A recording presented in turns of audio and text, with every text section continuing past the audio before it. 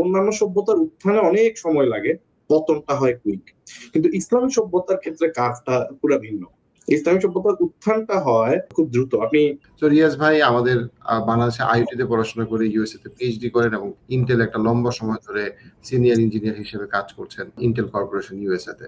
সাম্প্রতিক ইসলামিক জন্য মুসলমানদের জন্য জানা ইম্পর্টেন্ট সেগুলোর ব্যাপারে উনি গবেষণা করে থাকেন এবং সেই জায়গাটা থেকেই আপনার কাছে কেন মনে হয় যে জায়নিজমের যে ইতিহাসটা, এই ইতিহাসটা মুসলমানদের জন্য জানা খুব জরুরি? থিওডর হার্টজেল সে এই জায়নিস্ট আইডিয়াটাকে প্রিচ করে আর কি, যদিও সে নিজে কিন্তু রিলিজিয়াস মানুষ ছিল না। তো এই জন্য নেতানিয়াহু বলছিল যে হচ্ছে মডার্ন ডে মোজেস।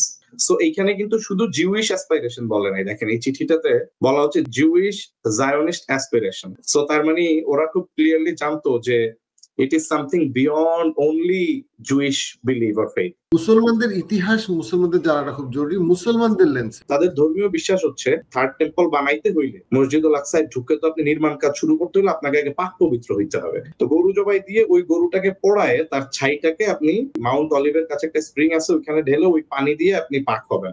যারা মনে করে যে আরবদের আসলে এখানে থাকারই কোনো অধিকার নাই, all of them must be eliminated, তাদেরকে এলিমিনেট করতে হবে এখান থেকে। যে জায়নিস্টদের কন্ট্রোল আসলে পৃথিবীর সবকিছু নাই। এক নম্বর হচ্ছে চায়নার যে রাইজ। তো আমি দেখতে পাচ্ছি যে তারা মতামতের যুদ্ধ, সিম্প্যাথির যুদ্ধ, মানে মিডিয়ার যে ন্যারেটিভের যুদ্ধ, এই সমস্ত কিছুতে তারা পরাজিত হয়ে শুধুমাত্র উইপন্স এর জোরে তারা এখন টিকে আছে।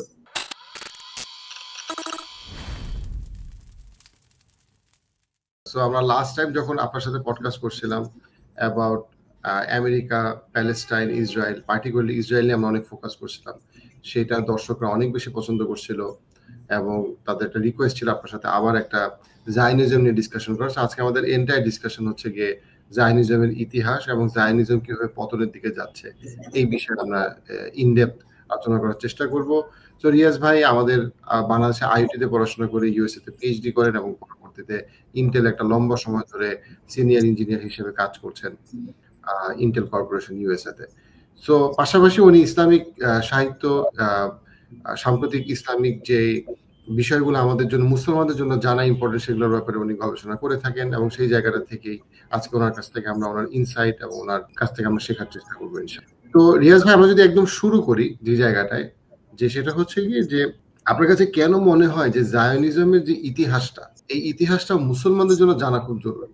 এইটা আসলে জানা খুব জরুরি। তো বর্তমানে এরা খুব প্রাসঙ্গিক ফার্স্ট অফ অল, এবং তাদের প্রভাব আমরা দেখতেছি সারা দুনিয়াতে, স্পেশালি আমাদের প্যালেস্টাইনের যে দুর্দশার গল্প, এটার পিছনে তাদের একটা বিরাট মানে ইম্প্যাক্ট আছে। এবং শুধু প্যালেস্টাইন না, অন্য অনেক মুসলিম দেশে, যেমন মিডল ইস্টে আমরা যখন মুরসির পতন হয় অথবা আপনার আরব বসন্ত ফেল করে বিভিন্ন দেশে, ওইখানেও আমরা জায়নিস্টদের একটা হাত আছে বলে আমরা বুঝতে পারি এবং জানতে পারি। এবং আপনি এটা তো এখন জানা বোঝার বিষয় না, এই যে গত এক বছরে আপনি দেখবেন যে বেশ কিছু অ্যাটাক হয়েছে, যে লেবাননে পেইজার এক্সপ্লোসিভ বিস্ফোরণ হইলো, তারপরে রিমোট কন্ট্রোল থেকে দূর থেকে মেরে খুব প্রিসাইসলি একেবারে বেডরুমে অ্যাটাক করে ইসমাইল হানিয়াকে ইরানে হত্যা করা হইলো।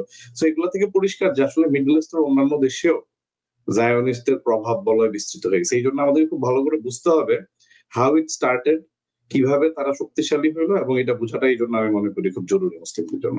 আবার একই সাথে আপনি টপিকটা যেটা রাখছেন যে পতন, পৃথিবীতে কোনো কিছুই পার্মানেন্ট না, কেন ওরা মানে ওদের পিকে পৌঁছায় আবার দুর্বল হওয়া শুরু করছে বা দুর্বল হইতে পারে, এই আশাবাদটাও আমাদের বোঝা দরকার আর কি। আমি মনে করি this topic really befits a great in-depth discussion actually. আমরা প্রথমে যাই হচ্ছে জায়নিজমের ইতিহাস। আমরা তো সবসময় জানি যে পৃথিবীতে সবচেয়ে ক্ষমতাধর যারা অসৎ মানুষ ছিল, সেটা মঙ্গলের কথা বলি বা সেটা ফেরাউনের কথা বলি, সেই রাজা ছিল, সেই সেনাপতি কন্ট্রোল করতো এবং সে সবার ফ্রন্টে ছিল এবং সে নিজেকে খোদাতাআলা মনে করত। এই জায়নিজম জিনিসটা আসলে কি, কোথা থেকে আসলো, তারা কেন পর্দার আড়ালে থেকে পৃথিবীকে নিয়ন্ত্রণ করতে চায়, কোথা থেকে তাদের শুরু হলো? আচ্ছা, তো যদি কনস্পিরেসি থিওরি বলি তাহলে তো অনেক কথা বলা যাবে, বাট যদি আমরা জাস্ট ফ্যাক্ট বলি, তো আমরা ধরেন এর আগের এপিসোডে আমরা আমাদের নবীদের, বনি ইসরায়েলের নবীদের হিস্ট্রি নিয়ে আলাপ করছিলাম, এই যে একেবারে মুসা আলাইহিস সালাম থেকে নিয়ে ঈসা আলাইহিস সালাম পর্যন্ত আলাপগুলো। তো ওই আলাপে আমরা যাব না। তো আমরা আজকে যেটা বোঝার চেষ্টা করবো যে মডার্ন টাইমে আপনি যদি দেখেন সূরা আল ইমরানের একটা আয়াত আছে, সম্ভবত 112 নম্বর আয়াত, আল্লাহ ঘোষণাই দিয়ে দিয়েছিলেন যে তারা যেখানে যাবে তাদের জন্য তারা একটা দীর্ঘ সময় পর্যন্ত কোথাও আশ্রয় পায়নি, শেল্টার পায়নি, এবং তারপরে তারা এসে 1948-এ আমরা দেখলাম। তো জায়নিজমটা মানে যেভাবে শুরু হয়েছে এটা বলার আগে আমাদেরকে গাজা এবং প্যালেস্টাইনের কিছুটা হিস্ট্রিও বুঝতে হবে, যেহেতু গাজা এখন ঘটনার কেন্দ্রবিন্দু। তা আমি একটু ছোট করে একটু গাজা, তারপরে ব্রিটিশ কনকোয়েস্ট এগুলা বলে আমি জায়নিজমের ফরমেশনটাতে আসতেছি। তো আপনি যদি আমি এর আগে একটু রিসোর্স বলি, আমার বেশ কিছু রিসোর্স থেকে আমি আলাপ করছি তাদেরকে, I need to give credit to all of them. একটা হচ্ছে আমি তো এক্সটেন্সিভলি আমার আগের প্রেজেন্টেশন ওইটা আমার নিজের একটা রিসোর্স পড়াশোনা, শিকড়ের সন্ধানে বইটা খুব ভালো একটা রিসোর্স ছিল, the road to operation Al-Aqsa flood খুব ভালো একটা রিসোর্স ছিল, এবং এর বাইরেও ইউটিউবে বিভিন্ন লেকচার, ওয়েস্টার্নদের অ্যানালিসিস সবকিছু মিলে আলাপটা হবে আর কি। তো আপনি দেখবেন যে খ্রিস্টপূর্ব 332 সাল থেকে আলেকজান্ডার দ্য গ্রেট উনি যখন গাজা অবরোধ করেন, উনি গাজা ওয়াজ ভেরি ইম্পর্টেন্ট একেবারে সালাউদ্দিন আইয়ুবীর আমল থেকে, তার আগ থেকে দেখবেন যে যেহেতু গাজাটা হচ্ছে একেবারে মিশরের সীমান্তে এবং গাজার সাথে রাফা বর্ডার, বলা হয় ঐতিহাসিক ভাবে যে নুরুদ্দিন বা সালাউদ্দিন ওনারা যখন প্ল্যান করছিলেন যে তারা ক্রুসেডারদের হাত থেকে মসজিদুল আকসাকে পুনরুদ্ধার করবেন, এটার পাথ হয়েছিল দুইটা, একটা হচ্ছে সিরিয়া এবং আরেকটা হচ্ছে ইজিপ্ট। এবং ইজিপ্ট দিয়ে ঢুকতে হলে আপনাকে গাজার ভিতর দিয়ে সালাউদ্দিন রোড, খুব ঐতিহাসিক, এই সালাউদ্দিন রোড নামটা কিন্তু এখনকার না, এটা আপনার অনেক আগ থেকে সালাউদ্দিন রোড হিসেবে পরিচিত। তো এই জায়গা দিয়েই আর্মিগুলা ম্যানুভার করে ঢুকতো। So Gaza is very important historically.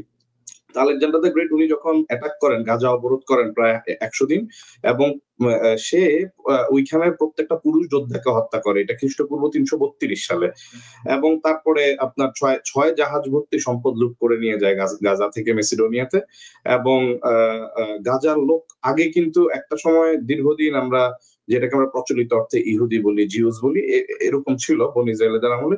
পরে একটা সময় আপনার যখন ক্রুসেডাররা দখল করে তখন ক্রিশ্চিয়ান মেজরিটি হয়, এবং ওমর রাদিয়াল্লাহু জয় করার পর মুসলিমরা আসে। তো অটোমান এম্পায়ারের সময় গাজার এই জায়গাটার নাম ছিল গাজা পাশলিক বা গাজা সাব ডিস্ট্রিক্ট, এবং এইটা কিন্তু অনেক বড় ছিল বর্তমান গাজার থেকে। বর্তমান গাজা প্লাস বীরশেবা এই পুরাটা নিয়েছিল গাজা, বিশাল বড় এলাকা ছিল। কিন্তু বর্তমানে যে গাজা স্ট্রিপ হয়ে গেছে, এটা আমি আসবো আলোচনায়, যেটা কিভাবে এত ছোট অংশ হয়ে গেল। এবং আমি road to operation Al-Aqsa flood থেকে বেশ কিছু ইনফরমেশন নিয়েছি। তো ব্রিটিশরা যখন আপনার প্রথম বিশ্বযুদ্ধে ফিলিস্তিন জয় করলো, জেনারেল অ্যালেনবি সে আসলো এবং সালাউদ্দিন রোড দিয়েই তিনি ঢুকলেন, তারপরে আর্মি মার্চ করলো, এবং তারা 11th of November তারা হচ্ছে যে জেরুজালেমের পতন হইলো। তার 2 দিন আগে গাজার পতন হয়েছে। 9th নভেম্বরে গাজা, 11th নভেম্বরে হচ্ছে জেরুজালেম। তো এটা হচ্ছে ইতিহাস যে ব্রিটিশরা যখন কনকোয়েস্ট করলো, এবং নভেম্বর 2-তে বেলফোর্ট ডিক্লারেশন হয়েছিল। তো আমি ওই বেলফোর্ট ডিক্লারেশনের আলোচনাটা এর আগের বার করেছিলাম কিছু সংক্ষেপে। তো তার আগে আমি বেলফোর্ট ডিক্লারেশনে যাওয়ার আগে আমি একটু জায়নিজমে আবার ফেরত যাই। যে জায়নিজম নামটা আসছে হচ্ছে জায়ন মাউন্টেন থেকে, যে জায়ন মাউন্টেনের নাম অনুসারে এটাকে মাউন্ট অলিভও কেউ কেউ বলে, কিন্তু এটার নাম অনুসারে এটার নামকরণ করা হয়েছে, এই মুভমেন্টটার নামকরণ করা হয়েছে জায়নিস্ট মুভমেন্ট বা জায়নিজম। তো আইডিয়াটা কি, মূল কথা আইডিয়াটা হচ্ছে যে সমস্ত জিউসদেরকে আপনার ব্রিটেন মানে ইউরোপ থেকে এবং অন্যান্য দেশগুলো থেকে নিয়ে তাদেরকে প্যালেস্টাইনে পুনর্বাসিত করতে হবে, এই পলিটিক্যাল আইডিয়াটাকে বলা হয় হচ্ছে জায়নিজম। এবং এই আইডিয়াটা অরিজিনালি কিন্তু কোনো জিউসের মাথা থেকে আসে নাই, খুব ইন্টারেস্টিং। এই আইডিয়াটা অরিজিনালি আসছে ক্রিশ্চিয়ান এভাঞ্জেলিক্যালসদের মাথা থেকে, যেটা খুব এবং আমেরিকাতে ক্রিশ্চিয়ান এভাঞ্জেলিক্যালসরাই খুব পাওয়ারফুল মানে ফোর্স, যারা পলিটিক্স কে নিয়ন্ত্রণ করে, অনেক কিছু করে। তো ক্রিশ্চিয়ান এভাঞ্জেলিক্যালিজমের ধারণাটা আপনার আমাদের 16 শতকের দিকে, অর্থাৎ 16th সেঞ্চুরির দিকে একজন রিফর্মার ছিলেন মার্টিন লুথার কিং, তিনি হচ্ছে যে এই এভাঞ্জেলিক্যালিজম ধারণার প্রবক্তা। এবং এই ধারণাটা ক্রিশ্চিয়ান ওয়ার্ল্ডে খুব বেশি কিন্তু ট্রাকশন পায় নাই, যার কারণে দেখবেন যে শুধুমাত্র আমেরিকাতে প্রায় 35-40% এভাঞ্জেলিক্যালস আমেরিকার টোটাল ক্রিশ্চিয়ান পপুলেশনের, এবং সেকেন্ড লার্জেস্ট হচ্ছে ব্রিটেনে এভাঞ্জেলিক্যালরা। এর বাইরে সারা দুনিয়ায় ক্রিশ্চিয়ান দুনিয়ায় এভাঞ্জেলিক্যাল তেমন নাই। তো এভাঞ্জেলিক্যালিজমটা শুরু হয়েছে 1600 বা 1700 সেঞ্চুরির দিকে। তখন এটার ধারণাটা কি ছিল, ধারণাটা হচ্ছে জায়নিজমের সাথে এটা কানেকশনটা কোথায় আমি সেটা দেখাই দিচ্ছি। সেটা হচ্ছে ওদের বিশ্বাস হচ্ছে যে যদি আপনার জেসাস ক্রাইস্ট আসবে আবার তখনই যখন Jerusalem and the Palestine will be occupied by the Jews again, অর্থাৎ জিউসরা পুরোপুরি জেরুজালেম প্যালেস্টাইন এরিয়াটা দখল করলে Jesus Christ will come back again. এবং জেসাস ক্রাইস্ট যদি কাম ব্যাক করে তাহলে আমি যদি আমি একজন খ্রিস্টিয়ান হই, এভাঞ্জেলিক্যাল হই, আমি কোনো ধরনের পরীক্ষা ছাড়া, কোনো ধরনের মৃত্যুবরণ করা ছাড়া উনি আমাকে নিয়ে র্যাপচার ঘটাবেন এবং আমাকে জান্নাতে নিয়ে যাবেন। সো এইটা খুব উইয়ার্ড একটা আইডিয়া। ক্রিশ্চিয়ানিটির মধ্যেও কিন্তু মেজরিটি প্রটেস্ট্যান্ট ক্যাথলিকরা এই আইডিয়াকে এন্ডোর্স করে না, কিন্তু এভাঞ্জেলিক্যালরা এই আইডিয়াটা প্রপোজ করে, এবং আমেরিকান ক্রিশ্চিয়ানদের একটা মেজরিটি অংশ হচ্ছে এভাঞ্জেলিক্যালস, যারা হচ্ছে আপনার এই যে ক্রিশ্চিয়ান জায়োনিস্ট নামে পরিচিত, ক্রিশ্চিয়ান জায়োনিজম আর কি। তো ওরা হচ্ছে আপনার এই যে লাল বাছুর, এই যে এগুলো নিয়ে যত ক্রেজিনেস, এগুলো কিন্তু ক্রিশ্চিয়ান এভাঞ্জেলিক্যালসরা করে। এবং আমেরিকার খুব পাওয়ারফুল একটা অর্গানাইজেশন নাম হচ্ছে কুফি, ক্রিশ্চিয়ান ইউনাইটেড ফর ইসরায়েল। এইটা হচ্ছে ক্রিশ্চিয়ান এভাঞ্জেলিক্যালসদের অর্গানাইজেশন।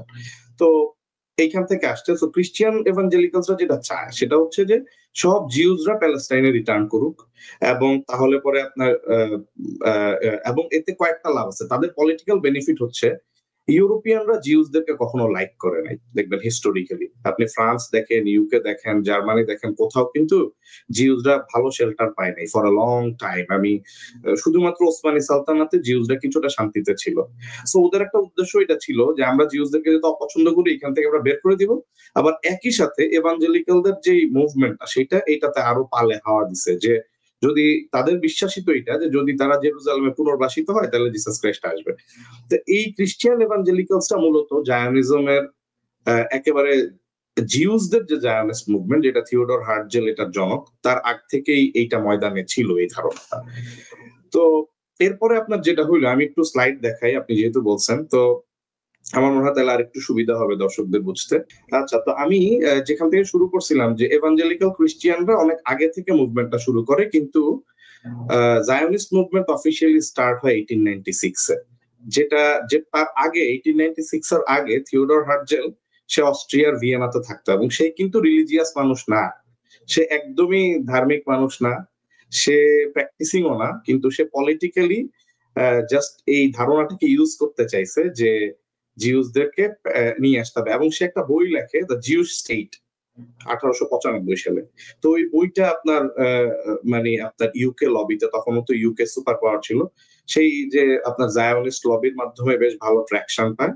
তারপরে উনি মানে থিওডর হার্টজেল প্রথমে সে উগান্ডা এবং আর্জেন্টিনার নামও প্রপোজ করছিল, কিন্তু পরে যখন সে দেখলো যে ক্রিশ্চিয়ান এভাঞ্জেলিক্যালসদের একটা আইডিয়া অলরেডি আছে যে জেরুজালেমে যদি জিউসরা আসে তাহলে পরে তাদেরও একটা রিলিজিয়াস এন্ড টাইম ঘনায় আসে, যেটার ব্যাপারে তারা খুব এক্সাইটেড, এবং একই সাথে আপনার জিউসদের মধ্যেও হয়তোবা রিলিজিয়াস একটা ইমোশনকে কাজে লাগানো যাবে, এই ধারণা থেকে আপনার হচ্ছে যে থিওডর হার্টজেল সে এই জায়োনিস্ট আইডিয়াটাকে প্রিচ করে আর কি, যদিও সে নিজে কিন্তু রিলিজিয়াস মানুষ ছিল না। তো আমি তাহলে বলবো যে পলিটিক্যালি জায়োনিজম স্টার্টেড ইন 1896। তারা একটা ম্যাসিভ কনফারেন্স করে আপনার ইউরোপের কোন একটা দেশে, এবং সেইখানে প্রায় 300 থেকে 350 Jewish scholar from all around the globe তারা পার্টিসিপেট করে। তো তখন থেকে তারা বিভিন্ন এজেন্ডা নেয়, যে কিভাবে প্রথমে তারা ট্রাই করছিল হচ্ছে যে আপনার ওসমানী সুলতান আব্দুল হামিদকে রাজি করাইতে, কনভিন্স করতে যে আপনি নিজেই জেরুজালেমটা আমাদের কাছে দিয়ে দেন, এবং আপনাকে বিনিময়ে আপনার রাষ্ট্রের যত ঋণ আছে, ডেট আছে, সমস্ত ঋণ আমরা পরিশোধ করে দিব। এবং আমি সারপ্রাইজিংলি দেখছি যেটা একটা ভিডিও আছে, অনেক পুরানা ভিডিও ওই টাইমের, কিন্তু ওই ভিডিওটা আছে যে তার মানে বাদশা আব্দুল হামিদের, সুলতান আব্দুল হামিদের প্যালেসে যে জায়োনিস্টরা এই প্রপোজালটা দিচ্ছে। সো আমরা ইতিহাস থেকে যেটা জানি যে উনি এই প্রপোজালটা খারিজ করে দিচ্ছেন, উনি বলছেন যে ওভার মাই ডেড বডি। তো আপনি যদি জায়োনিজমের উৎপত্তি বলেন তাহলে আমি বলবো সেখান থেকে। এবং নেতানিয়াহু রিসেন্টলি একটা বক্তব্যে বলছিলেন 1-1.5 বছর আগে যে Theodor Herzl is modern time Moses. কেন? কারণ মুসা আলাইহিস সালাম তো আমরা জানি যে বনি ইসরায়েলকে নিয়ে উদ্ধার করে আপনার ফেরাউনের কবল থেকে উদ্ধার করে নিয়ে জেরুজালেমে নিয়ে আসতে চাইছেন, যদিও পরবর্তীতে ওনার খলিফা তার আমলে মূলত জেরুজালেম যাওয়া হয় 40 ইয়ার্স লেটার, কিন্তু উনি শুরু করেন এই প্রসেসটা। তো এই জন্য নেতানিয়াহু বলছিল যে জায়োনিজমের যে জনক থিওডর হার্টজেল, মডার্ন জায়োনিজমের জনক, তাকে বলছেন যে সে হচ্ছে মডার্ন ডে মোজেস। তো এই হচ্ছে মূলত জায়োনিজমের উৎপত্তি যদি বলি আমরা, যে দুইটা পার্ট, একটা হচ্ছে ক্রিশ্চিয়ান এভাঞ্জেলিক্যাল যাদেরকে আমরা ক্রিশ্চিয়ান জায়োনিস্ট বলি, আর আরেকটা হচ্ছে জিউইশ জায়োনিজম, যেটা কিন্তু শুরুতে তারা খুবই মানে প্রতিরোধের সম্মুখীন হয়েছে অর্থোডক্স জিউসদের কাছে। কারণ অর্থোডক্স জিউসরা কিন্তু এই যে জায়োনিজমের যে আইডিয়াটা যে আমরা জেরুজালেমে পুরোপুরি দখল করব, তারপরে আমাদের মেসায়া আসবে ইত্যাদি ইত্যাদি, তো অর্থোডক্স জিউসরা এটা বিশ্বাস করে না। তারা মনে করে যে no, this is not written anywhere in Old Testament যে আমরা জেরুজালেমে যেতে হবে। রেদার আমরা যেখানেই থাকি আমরা ভালো জিউ হব, ভালো প্র্যাকটিসিং হব, and when Messiah comes, then Messiah will conquer Jerusalem for us. So এইটা অর্থোডক্স জিউসদের বিশ্বাস থাকার ফলে আপনার থিওডর হার্টজেল বা এই জিউস জায়োনিজম, যেটা হচ্ছে যে ব্যাপক মানে বিরোধিতার সম্মুখীন হয়েছে বারবার, এবং খুব আনটিল রিসেন্টলি এখন হয়তো বা তারা 20-25% এরকম একটা অবস্থানে গেছে তাদের, যদি আমি ইসরায়েলের ভিতরে তাদের উত্থান বলি। কিন্তু একটা দীর্ঘ সময় পর্যন্ত কিন্তু এটা খুব মাইনরিটি ছিল এই যে জায়োনিস্ট আইডিয়াটা। এখানে একটা প্রশ্ন যে খ্রিস্টানদের সাথে পার্টিকুলার আমি যদি ক্রুসেডার্সের সময় দেখি, জি, ক্রুসেডাররা তো জিউদেরকে প্রচুর পরিমাণে গণহত্যা চালাইছে। জি, আবার আমরা যদি দেখি যে জার্মান বাহিনীও ইহুদিদেরকে কিভাবে অত্যাচার করছে। সো এখানে তো আসলে খ্রিস্টান ইভাঞ্জেলিকরা হিস্টোরিক্যালি কিন্তু ইহুদিদেরকে পছন্দ করে না। এইখানে একটা ক্যাচ আছে, সেটা হচ্ছে জার্মানিতে আপনার এভাঞ্জেলিক্যালদের সংখ্যা খুব কম। জার্মানিতে আপনি যদি ওই গুগল করেন আপনি দেখবেন যে এভাঞ্জেলিক্যাল ক্রিশ্চিয়ানসরা পুরো ক্রিশ্চিয়ান দুনিয়ার মধ্যে খুব মাইনরিটি একটা স্পেকট্রাম আর কি। আপনি মানে ওরা মেজরিটি না, ফার্স্ট অফ অল। সেকেন্ড হচ্ছে ওরা খুব কম, কিন্তু এই কমের মধ্যে আবার আমেরিকাতে হচ্ছে তারা হাইয়েস্ট। সো আমেরিকার টোটাল ক্রিশ্চিয়ানদের মধ্যে 35% বা 40% হচ্ছে এভাঞ্জেলিক্যালস। ইউকে তে এই সংখ্যাটা হবে 15% এর মতো, মানে ইউকে টোটাল ক্রিশ্চিয়ানদের 15% হয়তো সেকেন্ড লার্জেস্ট। আর এরপরে আপনার ফ্রান্স বা অন্যান্য দেশে 5-7% এর নিচে। সো হিস্টোরিক্যালি আপনার এই যে ইউরোপিয়ানদের মধ্যে এভাঞ্জেলিক্যাল ক্রিশ্চিয়ানদের সংখ্যাটা খুব কম। এবং আপনি ইন্টারেস্টিংলি এটা একটা কোরিলেশন দেখবেন যে গত 1 বছরে ইউনাইটেড নেশনস জেনারেল অ্যাসেম্বলি এবং সিকিউরিটি কাউন্সিলে যতগুলো নিন্দা প্রস্তাব উঠছে বা আপনার ইসরায়েলের এগেইনস্টে প্রস্তাব আসছে, পুরোপুরি মোটামুটি ইউরোপিয়ান দেশগুলো কিন্তু এখন এগেইনস্টে চলে গেছে। আইদার তারা ভোটদানে বিরত ছিল অথবা ইসরায়েলের বিপক্ষে ভোট দিছে, কিন্তু only except America among the major influential country.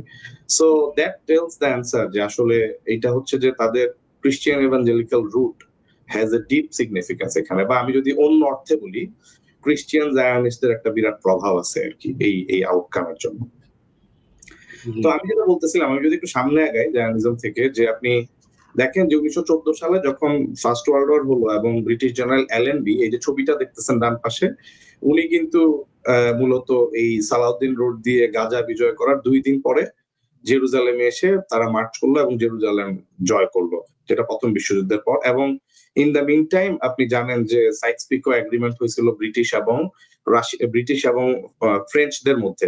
সাইক্স-পিকো agreement অনুযায়ী তারা পুরো মিডল ইস্টকে ভাগ করে নিছে ব্রিটিশরা এবং ফ্রেঞ্চরা, যে এই দেশগুলো আমার হবে, এই দেশগুলো তোমার হবে। এবং আনফরচুনেটলি ওনারা কেউই কখনো মিডল ইস্টে যান নাই, এই সাইক্স এবং পিকো, এবং তারা ভাগ করে বিভিন্ন দেশকে নিজেদের কলোনি হিসেবে তারা ভাগযোগ করে নিল আর কি। এটাকে আমরা ইতিহাসে সাইক্স-পিকো এগ্রিমেন্ট বলি। এবং এট দ্য সেম টাইম আপনার বেলফোর্ড ডিক্লারেশন, যেটা আপনার এখন তো সবই ডিক্লাসিফাইড পাবলিক ইনফরমেশন। সো বেলফোর্ড ডিক্লারেশনের পার্টটা ছিল এমন যে রথচাইল্ডকে চিঠি লেখেন লর্ড বেলফোর্ড, এবং তিনি সাহায্য চান যে প্রথম বিশ্বযুদ্ধে আমাদের মানে ব্রিটিশদের যত ফিনান্সিয়াল হেল্প লাগবে এবং এক্সপ্লোসিভ কেমিক্যাল উইপন্স মানে কেমিক্যাল হেল্প লাগবে, এগুলো যেন জিউসরা করে। কারণ তারা হচ্ছে ইউকের সবচেয়ে ধনী, এবং আপনি দেখবেন যে ব্যাংক মালিক পরিবারগুলো হচ্ছে রথচাইল্ড ফ্যামিলি, এবং তারা তো রথচাইল্ডকে চিঠি লেখেন হচ্ছে বেলফোর্ড যে আপনারা আমাদেরকে এই হেল্পটা করেন। এবং তখন রথচাইল্ড শর্ত দেন যে আপনি আমাদেরকে যুদ্ধে জিতার পর প্যালেস্টাইন বা জেরুজালেম বা প্যালেস্টাইন যে নাম সেটা আমাদেরকে দিতে হবে। এবং প্রায় 2 মাস এটা নিয়ে স্টেলমেট ছিল, কারণ ব্রিটিশ অফিসিয়াল, ব্রিটিশ কুইন ওনারাও বুঝতেন যে এইটা খুবই ডিফিকাল্ট একটা ব্যাপার আরবদেরকে রাজি করানো, এবং এইটা ব্লাড বাথ হয়ে যাবে। কিন্তু eventually after 2 months I think they agreed. British queen উনি রথচাইল্ডকে চিঠি লিখে এগ্রি করেন, এইটাকে বলা হয় বেলফোর্ড ডিক্লারেশন। তো আপনার এট দ্য সেম টাইম বেলফোর্ড ডিক্লারেশন হয়, অর্থাৎ জুইশদের সাথে একটা চুক্তি হয় ব্রিটিশদের যে আপনাদেরকে আমরা জেরুজালেমে পুনর্বাসিত করব। আবার সাইক্স-পিকো এগ্রিমেন্ট অনুযায়ী আপনার ফ্রেঞ্চ, রাশিয়া এবং ইউকের একটা চুক্তি হয় যে এই দেশগুলো আমার থাকবে, অর্থাৎ ব্রিটিশরা প্যালেস্টাইন তাদের নিজেদের কলোনি করে নিয়ে নেয়। আবার তাদের হচ্ছে যে আরবদের সাথে একটা চুক্তি হয়, আরবদের মধ্যে শরীফ আল হুসাইন এবং পরবর্তীতে সৌদ বংশের সাথে একটা চুক্তি তাদের হয় শরীফ আল হুসাইনের সাথে, যে আরব অর্থাৎ পুরো প্যালেস্টাইন সহ পুরো আরবটা আপনাদেরকে দিয়ে দেওয়া হবে। সো ত্রিমুখী চুক্তি ব্রিটিশরা মূলত করে, এবং এই ত্রিমুখী চুক্তির ফলে আপনার যেটা হয় যে 1917-এ এই যে দেখেন এই বেলফোর ডিক্লারেশন, আমি যদি একটু জুম করে দেখাই এই চিঠিটা, এই যে বেলফোর ডিক্লারেশন, রথচাইল্ডকে লেখেন হচ্ছে তাদের যেটা বলতেছিলাম আমি, যে এটা সম্ভবত লর্ড বেলফোর উনি লেখেন যে উনি বলতেছেন যে I have much pleasure in conveying to you on behalf of His Majesty's government the following declaration of sympathy with Jewish Zionist aspirations which has been submitted to and approved by the cabinet. So এইখানে কিন্তু শুধু Jewish aspiration বলে নাই, দেখেন এই চিঠিটাতে বলা হচ্ছে Jewish Zionist aspiration. So তার মানে ওরা খুব ক্লিয়ারলি জানতো যে it is something beyond only Jewish belief or faith. So এই বেলফোর ডিক্লারেশন হওয়ার পর 1918-এ যেটা হলো যে ব্রিটেন তো প্যালেস্টাইনকে তার কলোনি হিসেবে নিয়ে নিল, এবং তারপরে 1919 সাল থেকে জাহাজে ভর্তি করে করে আপনার ইউরোপিয়ানদেরকে মাইগ্রেট করে নিয়ে আসা হচ্ছিল প্যালেস্টাইনে। তো এইখানে ধরেন বর্তমানে অনেকে বলে, স্পেশালি পিয়ার্স মর্গান বা ধরেন ফক্স নিউজে বারবার বলা হবে যে হলোকস্ট যদি না হইতো, সো মানে Jewish they were forced or তাদেরকে বাধ্য করা হয়েছে আসলে প্যালেস্টাইনে আসতে, হুইচ ইজ নট ট্রু। কারণ আপনি দেখেন যে 1919-এ যখন তারা জাহাজ ভর্তি করে জিউইশদেরকে নিয়ে আসা শুরু করে প্যালেস্টাইনে, তখনও হিটলারের Nazism was not in picture, Hitler was not in picture. হ্যাঁ, এটা ট্রু যে জার্মানরা জিউইশদেরকে দেখতে পারতো না, হেট্রেড ছিল, কিন্তু killing was not started at that time yet. তো তখনই কিন্তু ব্রিটিশরা আপনার হচ্ছে যে জাহাজ ভর্তি করে করে নিয়ে আসা শুরু করে। তো এই জন্য আমাদেরকে এটা মানে we always need to know যে হিটলার তাদেরকে মারছে, that is true. Gas chamber করা হয়েছে, জিউসদেরকে জেনোসাইড করা হয়েছে, দ্যাট ইজ অলসো ট্রু। কিন্তু ওগুলা কিন্তু পরে হয়েছে, আরো 5-10 ইয়ার্স পরে, এবং তারপরে একটা ম্যাস মাইগ্রেশন হয়েছে। কিন্তু আমি যে পয়েন্টটা বলতেছি সেটা হচ্ছে even before Hitler rose to the power, Hitler পাওয়ারে যাওয়ার আগেই মূলত আপনার এই জিউস মাইগ্রেশনটা শুরু হয়েছে। এখানে আমি মনে করি একটা পয়েন্ট খুব ইম্পর্টেন্ট, যে যেটা আমি অ্যাপ্রিশিয়েট করতেছি, সেটা হচ্ছে গিয়ে যে মুসলমানরা এই এন্টায়ার যেই 1900 থেকে 1950 সালের এই যে ঘটনাগুলাতে মুসলমানদের অবস্থা ছিল অসম্ভব খারাপ। মুসলিম খিলাফা প্রথম 25 ইয়ার্স অ্যাপ্রক্সিমেটলি তারা এটা একটা মানে না থাকার মতো মানে রাষ্ট্রপতি হামিদ টাইপের ছিল, যার কোনো ভ্যালু নাই, একটা উপাধি ছিল যেটার কোনো মূল্য নাই। পুরো মিডল ইস্টকে যারা আঁকতেছে তারা কেউ মিডল ইস্টের না, এবং এটা এমন ভাবে আঁকতেছে অ্যাজ ইফ এটা বাচ্চাদের কতগুলা খেলনা, এবং তখন মুসলমান কোনো মিলিটারি পাওয়ার, ইকোনমিক পাওয়ার নাই। আজকে যখন আমরা মুসলমানদেরকে দেখি গণহত্যার শিকার, আমাদেরকে এটা বুঝতে হবে যে এটা অনেক আগে শুরু হয়েছে। আজকের পরিণতি একদিনে হয় না, এবং একদিন এটা সমাধানও হবে না, এবং রাতারাতি এই ঘটনা ঘটে নাই, রাতারাতি ইরাক, আফগানিস্তান অথবা প্যালেস্টাইনের এই ঘটনাটা হয় নাই। আমাদের মুসলমানদের পতন অনেক ধীরে ধীরে হয়েছে, এবং অনেক মানে কয়েকটা প্রজন্মের ভুলের কারণে আজকে আমরা এখানে আসছি। এটা একটা ইম্পর্টেন্ট বিষয়। একটা জিনিস হচ্ছে যে মুসলমানদের ইতিহাস মুসলমানদের জানাটা খুব জরুরি মুসলমানদের লেন্সে। আমরা যখন ক্লাস 9-10 এর বইতে পড়তাম, মুসলমানদের ইতিহাসটা ওইভাবে বলা হইতো যেইভাবে তারা চায় আমরা বলি। যেমন একটা খুবই ইম্পর্টেন্ট পয়েন্ট, জাস্ট আপনার সাথে কমপ্লিমেন্ট করতেছি, এটা হচ্ছে যে তারা সবসময় চাইছে ইন্ডিয়া, পাকিস্তান আর বাংলাদেশের মধ্যে মারপিট থাকুক, যদিও এই তিনটা দেশেরই সবচেয়ে বড় সংকট তৈরি করছে ব্রিটিশরা।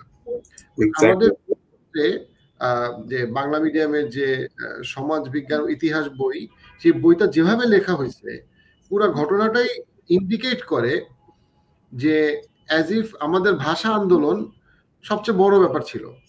বাট 1947 কে নিয়ে খুব বেশি কথা বলা হয় না, যদিও এই ভারত এবং বাংলাদেশের জন্য 1947 was extremely significant and everything is building up. Why? Because ব্রিটিশরা তাদের কারিকুলামটা কেমন ভাবে সাজাইছে যে তারা চায় নাই যে এই অঞ্চলের মানুষরা ব্রিটিশদেরকে খুব অপছন্দ করুক, তাদের সফট কলোনাইজেশন কন্টিনিউ করুক। সো ইতিহাস, আমাদের ইতিহাস আমরা কখনো লিখি নাই বা আমরা বলার সুযোগ পাই নাই, আমরা চিন্তা করি নাই জিনিসটা, যেটার জন্য আমার কাছে মনে হয় ডিসকাশন গুলো এত ইম্পর্টেন্ট। খুবই ইম্পর্টেন্ট, আমাদের ইতিহাসগুলো আমাদের আসলে জানতে হবে। এবং ইতিহাস না জানার ফলে আমাদের আরেকটা প্রবলেম হয় ভাই, সেটা হচ্ছে আমি ইতিহাস পড়তে গিয়ে দেখলাম যে এই যে প্যাটার্ন গুলো কিন্তু রিপিট হয়। তারা অতীতে ঠিক যেভাবে হয়েছে ফিউচারে বা আমাদের জীবদ্দশায় দেখবেন আবার ওই ঘটনাটা ঘটতেছে। যেমন আমি কিছু উদাহরণে যাবো আজকে, আমি এখন একটু ফার্স্ট যাই তাহলে। তো দেখেন যে হিটলারের, আমি যদি আমার স্ক্রিনটা আবার যাই, যেটা প্রেজেন্ট করছিলাম, যে হিটলারের যখন মানে আপনার নাজিজমের উত্থান হয়, তার আগেই কিন্তু তারা 1920-তে 1930-তে এই টাইমে তারা বেশ কয়েকটা সন্ত্রাসী সংগঠন তৈরি করে। এর মধ্যে একটা নাম ছিল হাগানা, একটা ছিল ইরগুন, একটা ছিল লেহি। এই সন্ত্রাসী সংগঠনগুলোর কাজই ছিল আপনার প্যালেস্টাইনিয়ানদের বা আরবদের বাসাবাড়ি দখল করে তাদেরকে সন্ত্রাসী কায়দায় উৎখাত করে এগুলো দখল করা, যেটাকে আমরা এখন বলি সেটেলমেন্ট এক্সপানশন করতেছে তারা। এইটা তারা 1920-তে, মানে সরি 1920 থেকে শুরু করে প্রথম ইরগুন, হাগানা। এবং এই মিলিশিয়া গুলো, এগুলাকে ব্রিটিশ ম্যান্ডেটে তখন সন্ত্রাসী সংগঠন বলছিল। কিন্তু পরবর্তীতে এই যে আপনার ইরগুনের যে প্রধান Menachem Begin, he became the first prime minister of Israel, এবং he also awarded the Nobel prize later on. মানে এগুলো খুবই আয়রনি ব্যাপার স্যাপার আর কি। তো আমি যেটা বলতেছিলাম যে হিটলার যখন আপনার অ্যাটাক শুরু করে, মানে 1920-তে মূলত নাজিজমের উত্থান হয়, 1933-তে হিটলার চ্যান্সেলর অফ জার্মানি হয়, এবং হলোকস্ট হয়। হলোকস্ট হওয়ার পর এক লাফে, আমি যদি আমার স্ক্রিনটা আবার যদি একটু দেখাই, হ্যাঁ আমি একটা ছোট করে একটা গ্রাফ দেখাই। সেই গ্রাফটা হচ্ছে এই যে দেখেন, এই গ্রাফটা খুব ইম্পর্টেন্ট, যে 1920 থেকে 1930 পর্যন্ত আপনার 1 লাখের মতো জিওস ছিল, কিন্তু 1935 থেকে পরের 5 বছরে 4 গুণ হয়, 1 লাখ থেকে 4-5 লাখে চলে আসে। সো এইখানে ইয়েস, ইট ইজ রাইট যে হিটলারের অ্যাটাকের পর জিউসদের মাস মাইগ্রেশনটা অনেক এক্সপেডাইট করে, ফাস্টার হয়। কিন্তু তার আগেই কিন্তু ব্রিটিশ প্রজেক্ট স্টার্টেড। সো এটা আমাদের মুসলিমদের মাথায় থাকতে হবে যে শুধুমাত্র হলোকাস্ট বলে যে তারা দখলদারিত্ব শুরু করছে এটাকে এড়ায় যাওয়া যাবে না, এটা আগে থেকেই শুরু হয়েছে। But yes, Nazism actually or like Hitler's holocaust that help them, যে তারা সিম্প্যাথির কারণে আরো খুব দ্রুত মাইগ্রেশন করে এবং ইত্যাদি ইত্যাদি হয়। তো তারপরে আপনার 1946-এ ইরগুন যে সংগঠনটা ছিল, যেটা ওদের একটা টেররিস্ট অর্গানাইজেশন ছিল, সেটা হচ্ছে কিং ডেভিড হোটেলে একটা বিস্ফোরণ ঘটায়। সেখানে 91 জন লোক মারা যায়, এবং ব্রিটিশ অফিসিয়ালরা, মজার ব্যাপার হচ্ছে এইটা ব্রিটিশদের ডিপ্লোম্যাটিক সেন্টারও ছিল এই কিং ডেভিড হোটেলে, তারা মারা যায়। এবং তারা তখন নিন্দা প্রস্তাব দেয়, এই যে ইরগুনকে টেররিস্ট অর্গানাইজেশন বলে। কিন্তু পরবর্তীতে ইরগুনের chief Menachem Begin became the first prime minister of Israel. তো 1947-এ আপনি দেখেন যে ইউএন পার্টিশন প্ল্যান হয়।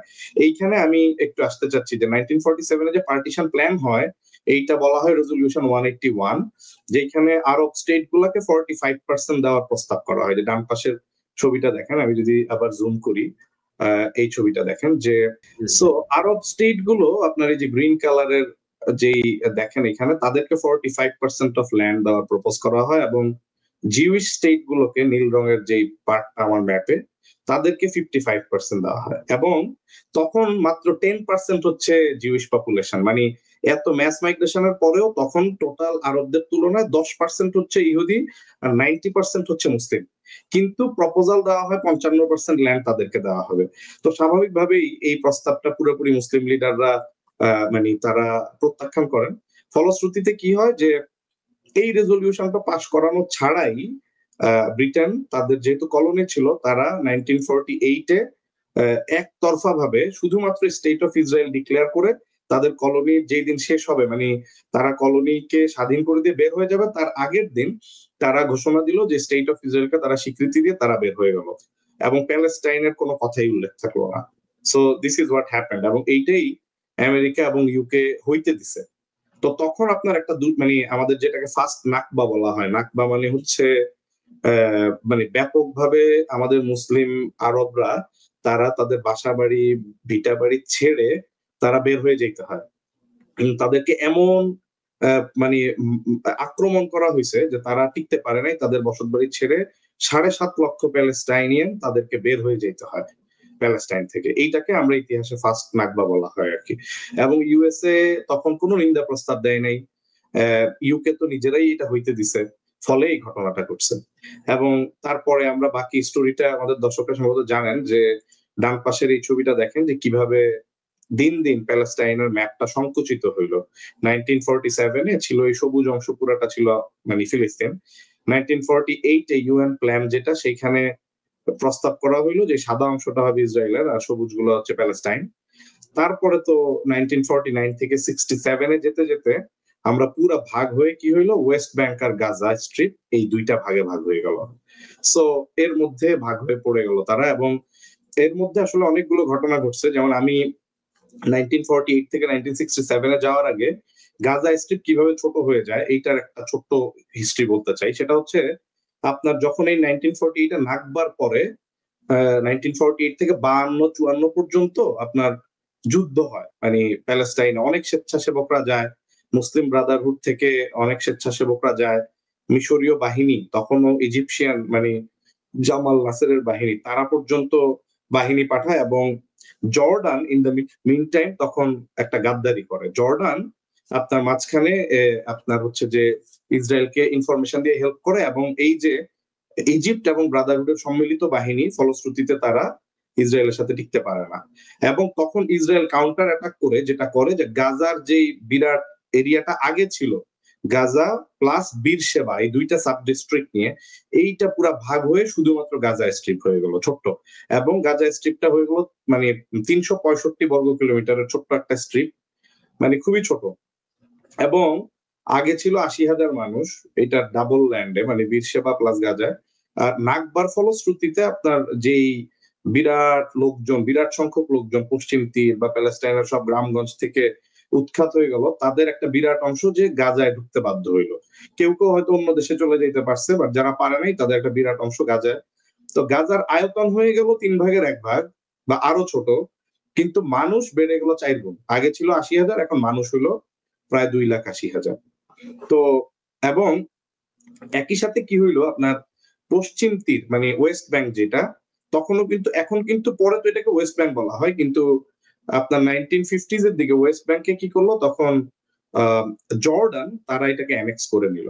অর্থাৎ দীর্ঘদিন পর্যন্ত 1967-এর যুদ্ধের আগ পর্যন্ত ওয়েস্ট ব্যাংকটা যদিও ইসরায়েলের ভিতর পেটের মধ্যে, কিন্তু এটা অফিসিয়ালি জর্ডান কর্তৃক অ্যানেক্সড বা জর্ডানের শাসনাধীন। এবং এই জন্য দেখবেন যে মসজিদুল আকসার যেই ওল্ড জেরুজালেম কম্পাউন্ডটা বলা হয়, এটা এখনো মানে হাশেমি যেই লিডারশিপ মানে জর্ডানের যারা লিডারশিপ তাদের আন্ডারে অফিসিয়ালি। সো এটা আসলে তখন থেকে ছিল আর কি।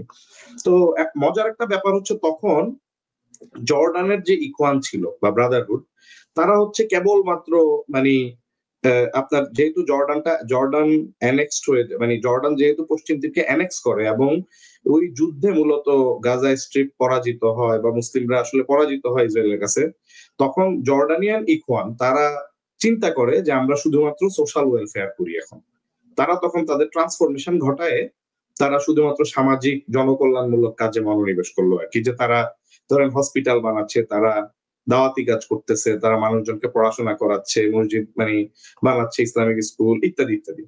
এবং জামাল নাসের একই সাথে তখন মিশরে একটা ক্র্যাকডাউন করে মুসলিম ব্রাদারহুডের উপর, যেটার উপর আপনারা দেখবেন যে অনেকগুলো বই আছে, কারাগারের রাত দিন, এরকম অনেক হিস্ট্রি আছে যে জামাল নাসেরের ক্র্যাকডাউনটা খুব নির্মম ক্র্যাকডাউন ছিল। এবং তখন আসলে মূলত আরব জাতীয়তাবাদের উত্থান হয়, যেটা মূলত বামপন্থী বাথিস্ট পার্টিগুলা তারা মূলত বাম ধারা থেকে মানে বিপ্লবী অনুপ্রেরণা তারা পায় মূলত কমিউনিজম থেকে, কিন্তু তারা আরব জাতীয়তাবাদী ধারণাটাকে প্রমোট করে আর কি।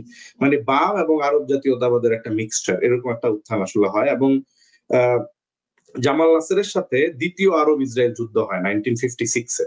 যখন যুদ্ধ হয় 1956-এ, ওই যুদ্ধটা খুব ইন্টারেস্টিং। আমি যুদ্ধের উপর একটু কিছু পয়েন্ট বলতে চাই, খুব ইম্পর্টেন্ট। সেটা হচ্ছে সুয়েজ খালকে জাতীয়করণ করা হয়। তো সুয়েজ ক্যানাল আপনি ম্যাপে দেখলে দেখবেন যে it's very important international trade route. Suez ক্যানালের ভিতর দিয়ে সব জাহাজগুলো যায়। তো সুয়েজ ক্যানালটা যখন জাতীয়করণ করে মানে জামাল নাসের, এইটা আমেরিকা এবং ইসরায়েলকে খুবই ক্ষুব্ধ করে। এবং একই সাথে আলজেরিয়ার স্বাধীনতার আন্দোলন চলছিল তখন, ফ্রান্সের এগেইনস্টে আলজেরিয়াকে হেল্প করে হচ্ছে আপনার জামাল নাসের মানে এরা হেল্প করে, এবং ফলশ্রুতিতে তাদের বিরুদ্ধে মানে মিশরীয় বাহিনীর বিরুদ্ধে ইসরায়েল, ইউকে, ফ্রান্স সবাই ক্ষিপ্ত হয়, এবং সুয়েজ খাল এবং তিরান প্রণালী এই দুইটাতেই ইসরায়েলের যে অবাধ স্বাধীনতা ইন্টারন্যাশনাল ট্রেড রাউটের মধ্যে ওইটাতে একটা বাদ সাধে আর কি আপনার মিশর। তখন কি হলো, এই সব কিছুর ফলশ্রুতিতে 1956 সালে আপনার জামাল নাসেরের সাথে একটা যুদ্ধ হইলো ইসরায়েলের, যেটাকে দ্বিতীয় আরব ইসরায়েল যুদ্ধ বলা হয় 1956। এবং এই যুদ্ধে আপনার ইসরায়েল তো বিজয় লাভ করেই, কিন্তু ইসরায়েল বিজয় লাভ করলেও খুব মজা মানে কিছু ইন্টারেস্টিং ঘটনা ঘটে। খান ইউনুসে তখন আপনার ফেদাইন বাহিনী ছিল একটা, ফেদাইন বাহিনী হচ্ছে তারা একেবারে প্রয়োজনে তারা শহীদ হয়ে যাবে কিন্তু তারা অ্যাটাক করবে ইসরায়েলকে, এরকম একটা বাহিনী ছিল ফেদাইন বাহিনী। এদেরকে লাইন আপ করে 415 জনকে আপনার হত্যা করে ইসরায়েল। মানে দ্যাট মিনস তখন ডিমোরালাইজড হয়ে যায় যোদ্ধারা। এবং ওই সময়ে আব্দুল আজিজ আল রন্তিসি, যিনি হচ্ছেন পরবর্তীতে হামাসের সেকেন্ড ইন কমান্ড হয়, এই আব্দুল আজিজ আল রন্তিসির চোখের সামনে এই ঘটনাটা ঘটে।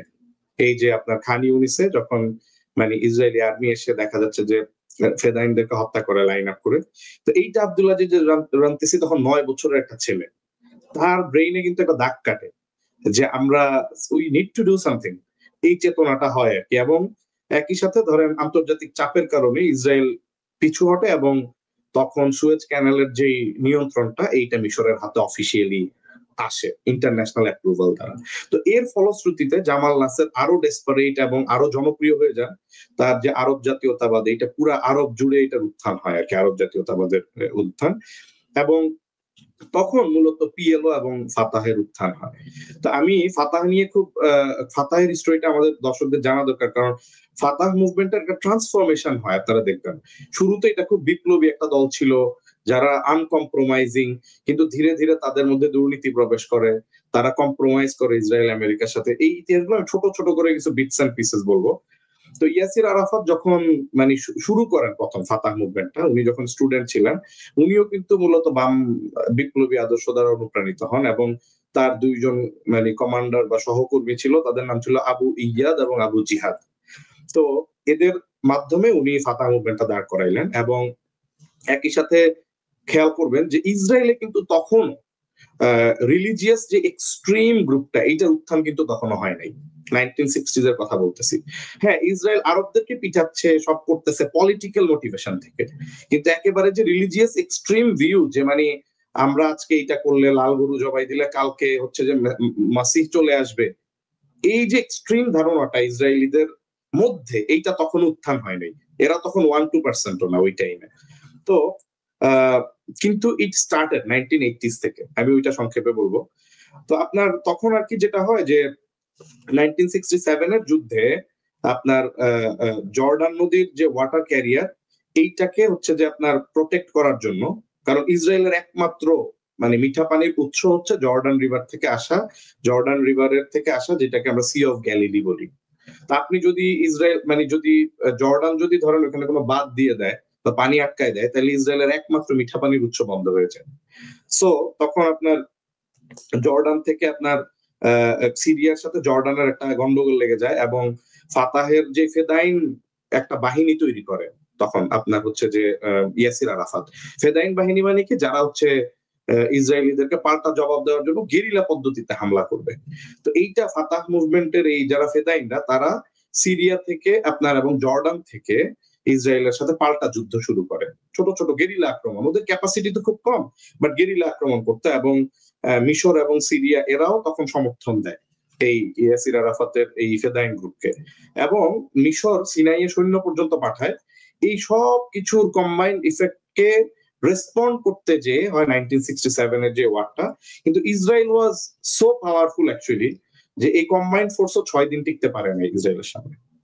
এবং এই 6 দিনের যুদ্ধের যে আফটার ম্যাচ, সেটা হচ্ছে এরপরে অফিসিয়ালি আপনার হচ্ছে যে পশ্চিম তীর দখল করে নেয় ইসরায়েল। এর আগে কিন্তু পশ্চিম তীর অফিসিয়ালি জর্ডানের অ্যানেক্স পার্ট ছিল, কিন্তু এরপরে সবটাই হচ্ছে যে তারা দখল করে নেয় ইসরায়েল এই 6 দিনের যুদ্ধে জিতার পর। এবং 1968-তে আপনার আরেকটা যুদ্ধ হয়।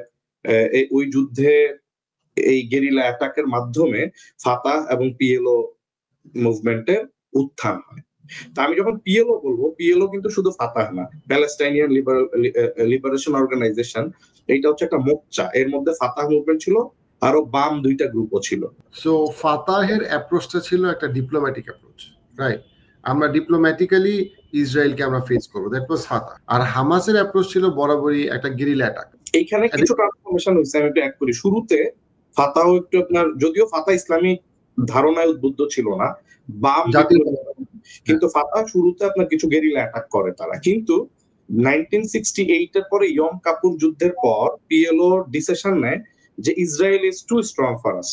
তখন তারা তাদের ইনিশিয়ালি যে বিপ্লবী ধারণা, ওইটা থেকে তারা ডিপ্লোম্যাটিক অ্যাপ্রোচে চলে আসে। মানে 1968 এর পরে আরেকটা যুদ্ধ হয়, নাম হচ্ছে ইয়ম কিপুর যুদ্ধ। এরপরে মূলত আপনার ফাতাহটা পুরোপুরি ডিপ্লোম্যাটিক স্টাইলে চলে আসে। তারা ভাবে যে গেরিলা অ্যাটাক করে আমরা পারবো না আসলে। এবং মুসলমানদের জায়গা থেকে জি, আমরা যখন দূর থেকে এটাকে স্টাডি করতেছি, তখন আমরা তো অক্টোবর 7 হামাসের ঘটনা আমরা দেখছি। জি জি জি। আবার এই আর্গুমেন্টটা কিন্তু আছে যে হামাসের কাজগুলা কি আসলে প্যালেস্টাইনিদেরকে উপকার করলো না আরো বেশি ক্ষতির সম্মুখীন করলো? এক্স্যাক্টলি, এটা তো আসবো ভাই, এটাতে আসবো আমরা ইনশাআল্লাহ। এটা খুবই ইম্পর্টেন্ট কোশ্চেন আসলে। আমি ফাতাহের প্রশ্নটা করে রাখি, সেটা হচ্ছে আবার ফাতাহের যে অ্যাপ্রোচটা, এটাকে কিন্তু যারা হামাস সমর্থন করে তারা এটাকে বলে মুনাফিক। ফাতাহ হলো একটা মুনাফিক দল, এরা খালি মুনাফিকই করে, এরা খালি বোথ পার্টিকে করে, কিন্তু এরা জিহাদকে অপছন্দ করে। সো ফাতাহের বড় অংশ মনে করে হামাস খাওয়ারিজ, আর হামাসের একটা বড় গ্রুপ মনে করে যে ফাতাহ হচ্ছে মুনাফিক, কম্প্রোমাইজ মুসলমান। সো এই জায়গাটাকে আপনি কিভাবে দেখেন? আচ্ছা, আমি এই জায়গাটাতে আসবো। আমি তার আগে একটু সংক্ষেপে পিএলওর যে ট্রান্সফরমেশন হয়েছে এটা একটু সংক্ষেপে বলি, তারপরে হামাসে আসতেছি আমি। তো আপনার যেটা বলছিলাম যে পিএলও যখন মোটামুটি একটু ডিপ্লোম্যাটিক অ্যাপ্রোচে যায়, হ্যাঁ, তখন আপনার 1974 এ পিএলও মোটামুটি ইন্টারন্যাশনাল রিকগনিশন পাইলো, এবং ইয়াসির আরাফাত জাতিসংঘে প্রথম মানে একটা রাষ্ট্রহীন, মানে রাষ্ট্রের স্বীকৃতি তো ছিল না প্যালেস্টাইনের, কিন্তু ইয়াসির আরাফাতকে জাতিসংঘে ইনভাইট করা হয় 1974 এ। তখন উনি এক হাতে আপনার জয়তুনের ঢাল আর আরেক হাতে হচ্ছে যে বন্দুক, এটা নিয়ে বলছেন যে এক হাতে আমাদের জয়তুনের ঢাল আর এক হাতে বন্দুক, অর্থাৎ আমরা শান্তিপূর্ণ পথে আগাইতে চাই জয়তুনের ঢাল দিয়ে, যদি না পারি দেয়ালে পিঠ ঠেকাই দেন তাহলে বন্দুক, কিছু করার নেই। তো এরকম একটা ঐতিহাসিক বক্তব্য জাতিসংঘে উনি দেন। তো যাই হোক, পরবর্তীতে আপনার লেবাননে আরেকটা যুদ্ধ হয়, লেবানন থেকে ফাতাহ আরেকবার চেষ্টা করে, এবং এই সবকিছু, এই যে কয়েকটা যুদ্ধ মানে গেরিলা কয়েকবার কনফ্রন্টেশন হইলো। সিরিয়া জর্ডান থেকে একবার, আরেকবার আপনার হচ্ছে যে 1968 এর যুদ্ধ, ইয়ম কিপুর যুদ্ধ, আরেকবার লেবানন। এই সবকিছুর পরে ফাতাহ কমপ্লিটলি ডিসাইড করে যে আমরা রেজিস্ট্যান্সের ব্যানারটা রেখে পুরোপুরি টু স্টেট সলিউশনকে আমরা মেনে নিব। তখন থেকে ফাতাহ মূলত টু স্টেট, যে আমরা 1967 এর বর্ডার অনুযায়ী ইসরায়েল আর প্যালেস্টাইনকে ভাগ করে জাতিসংঘ আমাদেরকে স্বীকৃতি দেয়। তো তখন আপনার ইসরায়েলের যে মনস্তত্ত্বটা ছিল সেটা একটু বোঝার চেষ্টা করেন। সেটা হচ্ছে ইসরায়েল 1967 এর পরে ইসরায়েলের একজন লিডার উনি পার্লামেন্টে বক্তব্যে বলছেন যে ইসরায়েল 1967 সালের যুদ্ধের পরে যৌতুক পাইছে অনেক, মানে আমরা নতুন করে পশ্চিম তীর পাইলাম, যৌতুকের সাথে আমাদের একটা দ্বিতীয় বউ জুইটা গেছে, যেটা আমরা চাই না। মানে হচ্ছে এই যে এডিশনাল মুসলিমরা মানে আরবরা, তাদেরকে আপনি কি করবেন? আপনি চান না তাদেরকে প্রপার সিটিজেনশিপ দিতে, ইকুয়াল রাইটস দিতে, কিন্তু একটা বিরাট অংশের আরব ঢুকে গেছে যাদেরকে আপনি সেকেন্ড ক্লাস সিটিজেন বানায় রাখতে চান। তো তখন সেটা বলছিল যে আমরা একটা যৌতুক পাইলাম, কিন্তু সাথে একটা দ্বিতীয় বউ ঢুকছে, যেটা আমরা পছন্দ করি না এই দ্বিতীয় বউটা। এটা তার একটা ঐতিহাসিক স্টেটমেন্ট ছিল আর কি। তো মানে এইটা, আপনি হামাসের কথাটা আসছেন, আমি হামাসে এখন ব্যাক করি। হামাস যখন শুরু হয়, আপনি দেখেন হামাসের শুরুর আগে আপনাকে একটু বুঝতে হবে যে হামাসের জন্মের সাথে কিভাবে আইডিয়া গুলো। হামাস শুরুর আগে ইসরায়েলে কিন্তু লিকুদ পার্টির জন্ম হয়, এবং ইসরায়েলে যে গুশ এমানিম থেকে যে এক্সট্রিম আইডিয়া গুলো তৈরি হয়, যেটা আমি আমার স্লাইডে দেখাবো একটু পরে, ইসরায়েলের ব্যাপারটাতে যাব। তো ইসরায়েলে কিন্তু চরমপন্থার উত্থানটা 1980 থেকে শুরু হয়, যারা মূলত আরবদেরকে কমপ্লিটলি নির্মূল করে ফেলতে চায়, তাদের মেসায়াকে নিয়ে আসতে চায়, এই ধারণাটা যখন শুরু হয়, তখন প্যারালালি হচ্ছে হামাসেরও জন্ম হয়। তা হামাসের যখন জন্ম হয় শুরুতে 1987 সালের 8ই ডিসেম্বর আপনার একটা ঘটনা ঘটে যে ইসরায়েলের আর্মি ট্রাকের ধাক্কায় 4 জন ফিলিস্তিনি শ্রমিক নিহত হয়, এবং এইটার ফলশ্রুতিতে একটা ট্রিগার হয়, যেটা ফার্স্ট ইন্তিফাদা বলা হয়, একটা ব্যাপক গণ আন্দোলন হয়। তখন শেখ আহমেদ ইয়াসিন, যিনি হুইল চেয়ারে চলাফেরা করতেন, আমরা ছবি দেখছি অনেকে ইন্টারনেটে, তো উনি মূলত টিচার ছিল, মাদ্রাসায় পড়াইতো, মসজিদে পড়াইতো, বক্তব্য দিত, এবং উনি সোশ্যাল ওয়ার্ক এবং টিচিং এটার জন্য মুভমেন্ট তৈরি করলেন যে হামাস। এবং হামাস পুরোপুরি পুরোপুরি একটা সোশ্যাল মুভমেন্ট ছিল, আর কিছুই না, সোশ্যাল এন্ড এডুকেশনাল। এবং তখন আপনার একই সাথে শাকাকি নামের একজন ব্যক্তি, তিনি বরঞ্চ উল্টা হামাসকে দায়ী করেন যে হামাস হচ্ছে টু লিবারেল, হামাস শান্তিবাদী, তারা ইসলামের কথা বলে কিন্তু তারা জিহাদ করে না। তো শাকাকি হচ্ছে পরবর্তীতে প্যালেস্টাইন ইসলামিক জিহাদ তৈরি করে, পিআইজে, প্যালেস্টাইন ইসলামিক জিহাদ, এবং তারা মাঝে মধ্যেই আপনার রকেট অ্যাটাক বা এইরকম অ্যাটাক করতে থাকে। এবং মূলত হামাস শুরু থেকে এটার বিরুদ্ধে থাকে যে না, আমরা মানে আমাদের এখনো সামর্থ্য হয় নাই, সামর্থ্য হওয়ার আগে we need to do social work, আমরা পিপলদের মাইন্ডকে আমাদের পক্ষে আনবো, ইত্যাদি ইত্যাদি।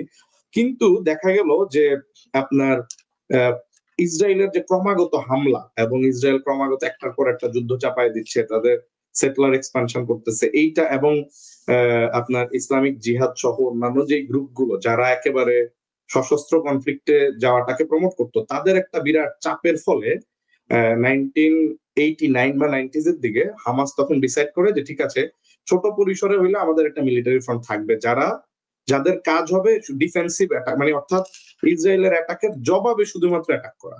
শুরুতে আমরা নিজেরা কিছু করবো না, বাট ওরা অ্যাটাক করলে পাল্টা জবাব দিব, যেন ওরা অ্যাটাক না করে, এরকম একটা ধারণা থেকে। তো তখন আপনার তারা কয়েকটা ফ্রন্ট তৈরি করে। একটা হচ্ছে মুজাম্মা আল ইসলামিয়া, যেটা হচ্ছে সোশ্যাল ওয়েলফেয়ার বা ইসলামিক দাওয়াতি কাজ, ইসলামিক সেন্টার। আরেকটা হচ্ছে যে আপনার তারা Islamic the Palestine apparatus, Palestine জিহাদ, যেটাকে এখন পরবর্তীতে কাসাম ব্রিগেড বলা হয়। আরেকটা হচ্ছে অর্গানাইজেশন ফর জিহাদ এন্ড প্রসলাটাইজিং ইংলিশে, যেটা মূলত হচ্ছে ইন্টেলিজেন্স ইউনিট বানায়। তো ইন্টেলিজেন্স ইউনিট, এখানে শায়েখ আহমেদ ইয়াসিনের যে লজিকটা ছিল যে আমরা যদি যুদ্ধ করতে যাই তাহলে কি হবে, ইসরায়েল আমাদের ভিতরে গুপ্তচর ঢুকাই দিবে, ঢুকায় দেখা যাবে আমাদের ইনফরমেশন জেনে ফেলবে, জেনে ফেললে আমরা তো দাঁড়াইতেই পারবো না, যেটা ঐতিহাসিক ভাবে সত্য। তো তখন ইয়াহিয়া সিনোয়ার হচ্ছে মাত্র উঠতি লিডার, এবং উনি তখন এই ধারণাটা দিলেন যে মূলত আমাদের একটা ইন্টেলিজেন্স থাকতে হবে, যে ইন্টেলিজেন্সের কাজ হবে কোনো গুপ্তচর বা ইনফিলট্রেশন ইসরায়েলিরা যেন করতে না পারে। তো তাকে ওই ইন্টেলিজেন্স ইউনিটের হেড করে ইন্টেলিজেন্স ইউনিট বানানো হলো। প্রথম টার্গেটটা ছিল যে আগে কোনো গুপ্তচর বা ইসরায়েলি কোনো ইনফরমার যেন ভিতরে ঢুকতে না পারে, এইটা তারা দীর্ঘদিন করে, এবং তারপরে ছোট ছোট করে গেরিলা অ্যাটাক এগুলা তারা করতে থাকে। কিন্তু তারপরে যেটা হয় যে হামাসের যে চার্টারটা, দেখেন আমি এখানে মানে অ্যানালিস্ট হিসেবে যেহেতু বলছি, আমি নিরপেক্ষ হয়ে, হামাসের যে চার্টারটা ছিল, অরিজিনাল চার্টার, এইটাতে কিন্তু ডিপ্লোম্যাটিক্যালি বা ইন্টারন্যাশনালি প্রবলেমেটিক কিছু ফ্রেজ ছিল, যেটা আবার মুসলিমদের দিক থেকে ধরেন আমাদের এন্ড টাইমের হাদিসের কথা, যেমন পাথরের পিছনে একটা আল্লাহর শত্রু লুকায় যাবে, আমরা হাদিসটা সবাই জানি, তাই না? তাকে পাথর গাছ কথা বলে উঠবে। তো এই হাদিসগুলো হামাসের চার্টারে ছিল। তো ফলে ডিপ্লোম্যাটিক্যালি এটা খুবই প্রবলেমেটিক একটা ব্যাপার ছিল, কারণ আমেরিকা এবং ইউরোপ বা জাতিসংঘ তারা বলতো তোমার চার্টারে তো তুমি মারাত্মক একটা কথা লিখে রাখছো, তাহলে কেমনে তোমার সাথে আলোচনা হবে? আপনি বুঝতেছেন পয়েন্টটা, মানে ওদের চার্টারে অফিসিয়ালি পয়েন্ট গুলো ছিল। তো পরে 1988 এ চার্টারে তাদের ছিল, এবং তারা বারবার আপনার যে ডিলেমাটাতে আমরা বাংলাদেশ সহ বিভিন্ন দেশে ইসলামী দলগুলোকে দেখি, যে তাদের চার্টার বা তাদের গঠনতন্ত্রে কিছু কথা লেখা থাকে যেটা তারা একটা সময় যে প্র্যাকটিক্যালি ওইটাকে ডিফেন্ড করতে পারে না।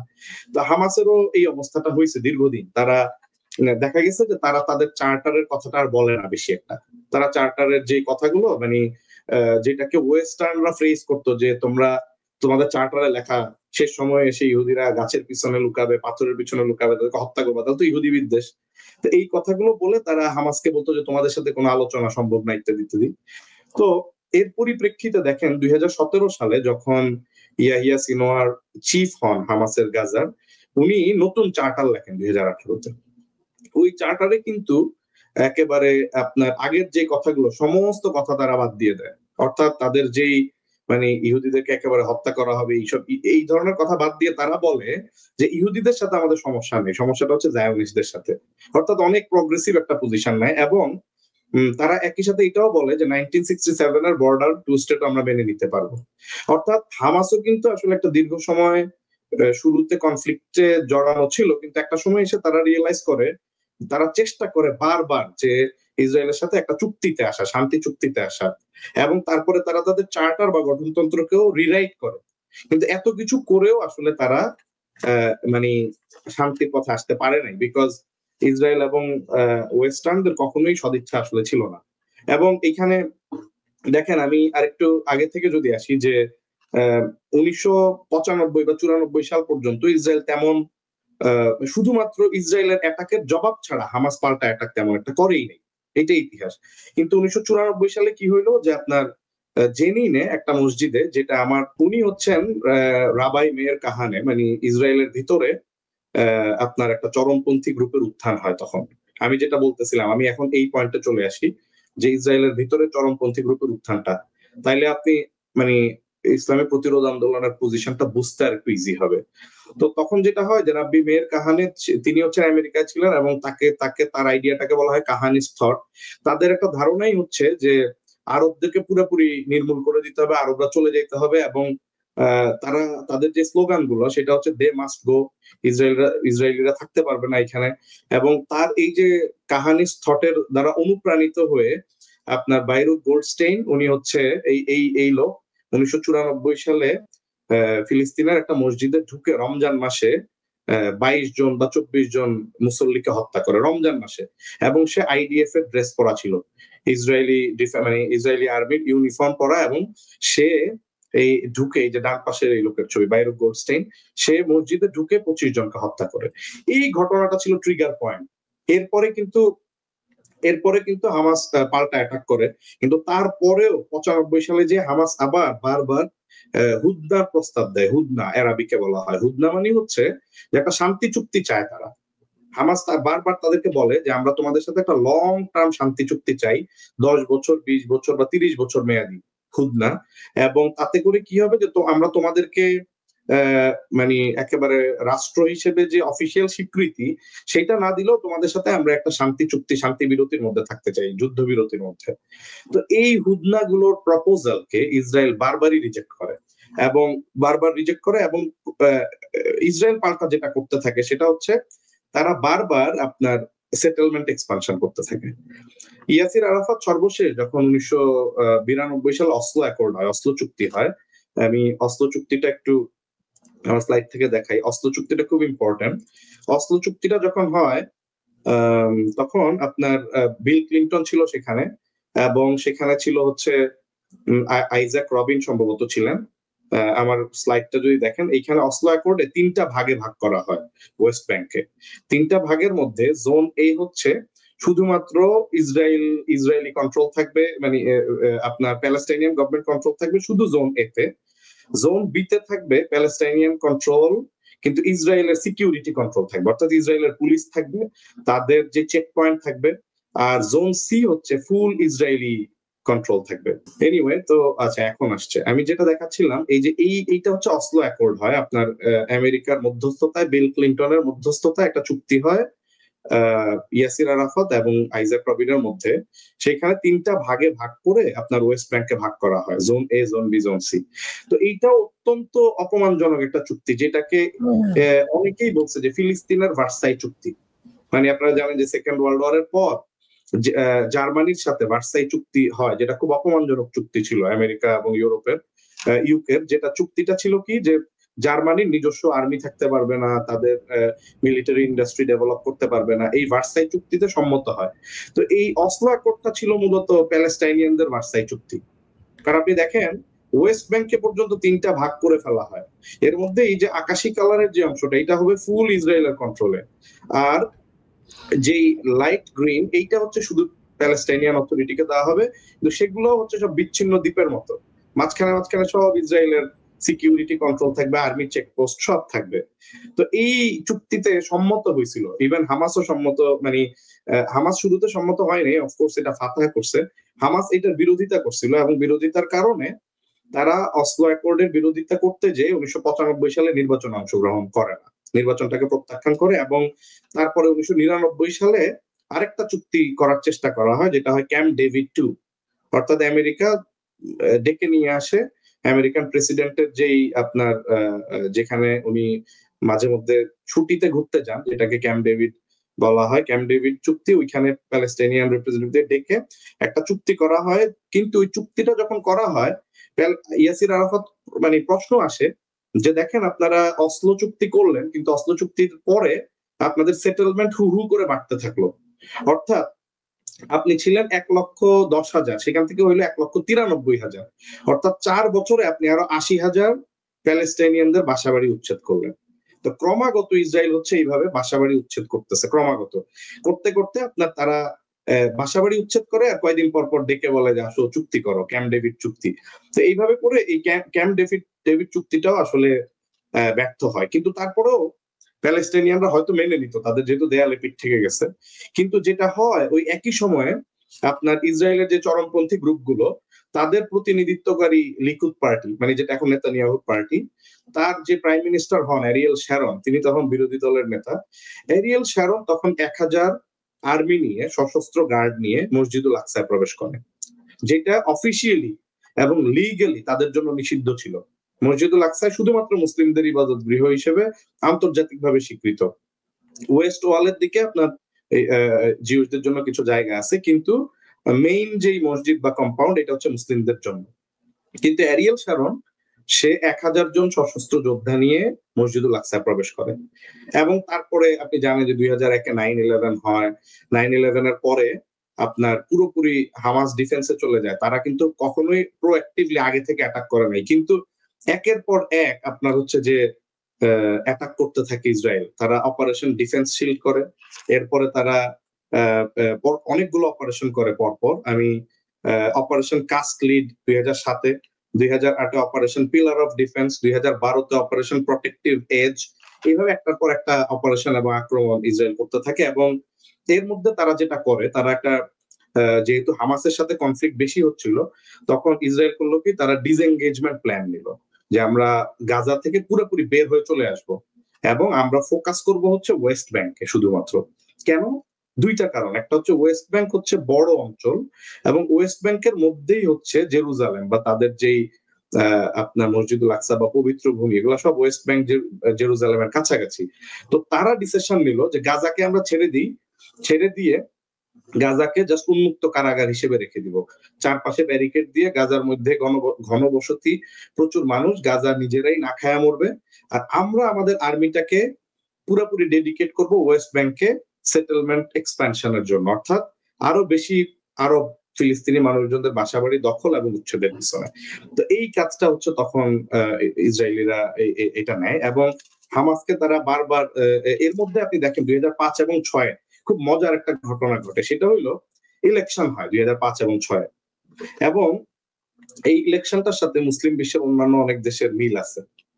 কারণ অনেক দেশে ইসলামিক মুভমেন্টের যে উত্থান আমরা দেখি, 2012-তে যখন ইলেকশন হয় মুরসির, বা ধরেন তিউনিসিয়াতে যখন আপনার রশিদ আল ঘানুশির পার্টির ইলেকশন হয়, বা 1990-তে আলজেরিয়াতে ইলেকশনে অনেকে এক্সপেক্ট করে নাই যে ইসলামিস্ট পার্টি জিতবে।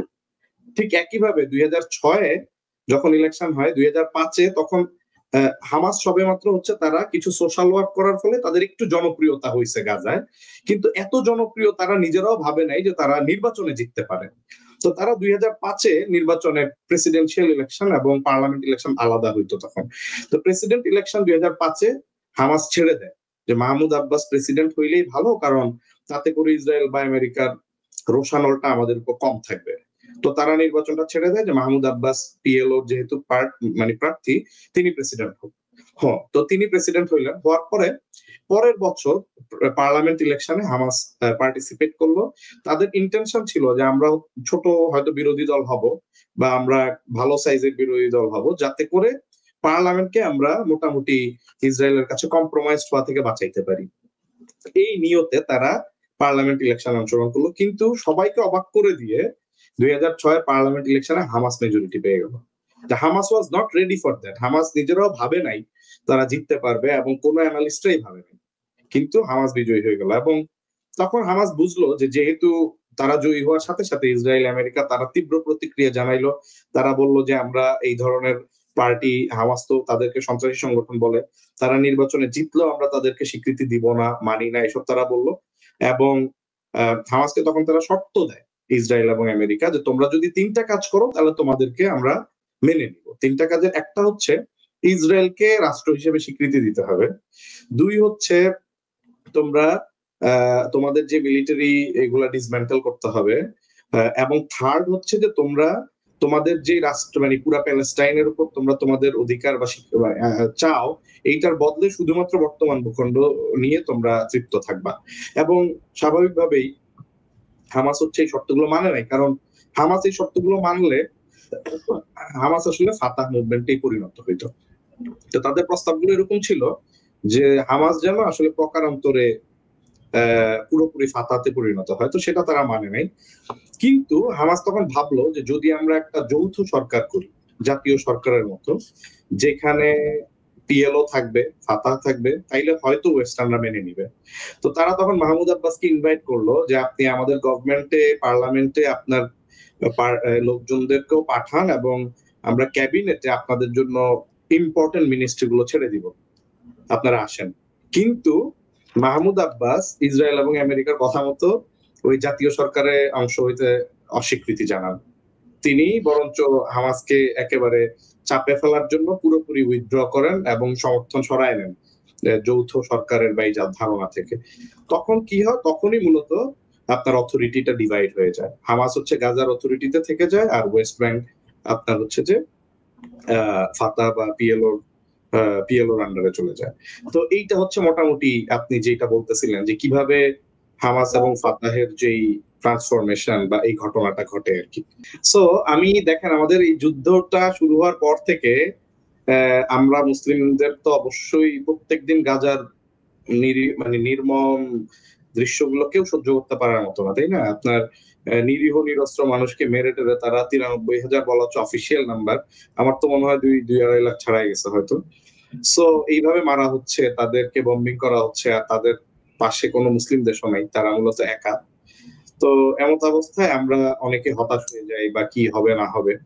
তো আমি মনে করি যেটা যে আমাদের একেবারে আসলে পুরোপুরি হতাশ হওয়ার, আপনি দেখেন ট্রাম্প যখন গতবার ক্ষমতায় আসছিল, সে কিন্তু ট্রাম্প ডিক্লারেশনটা, এটা ছিল ইতিহাসে আমেরিকার কোন প্রেসিডেন্ট এর আগে জেরুজালেমকে কিন্তু ইসরায়েলের ক্যাপিটাল বলে নাই।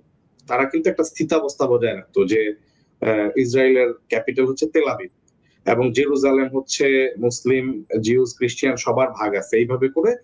কিন্তু ট্রাম্প এসে ট্রাম্প ডিক্লারেশনে কি করলো, তিনি মানে জেরুজালেমকে পুরোপুরি একচ্ছত্র ভাবে বললেন যে ইটার্নাল ক্যাপিটাল অফ ইসরায়েল, তাই না?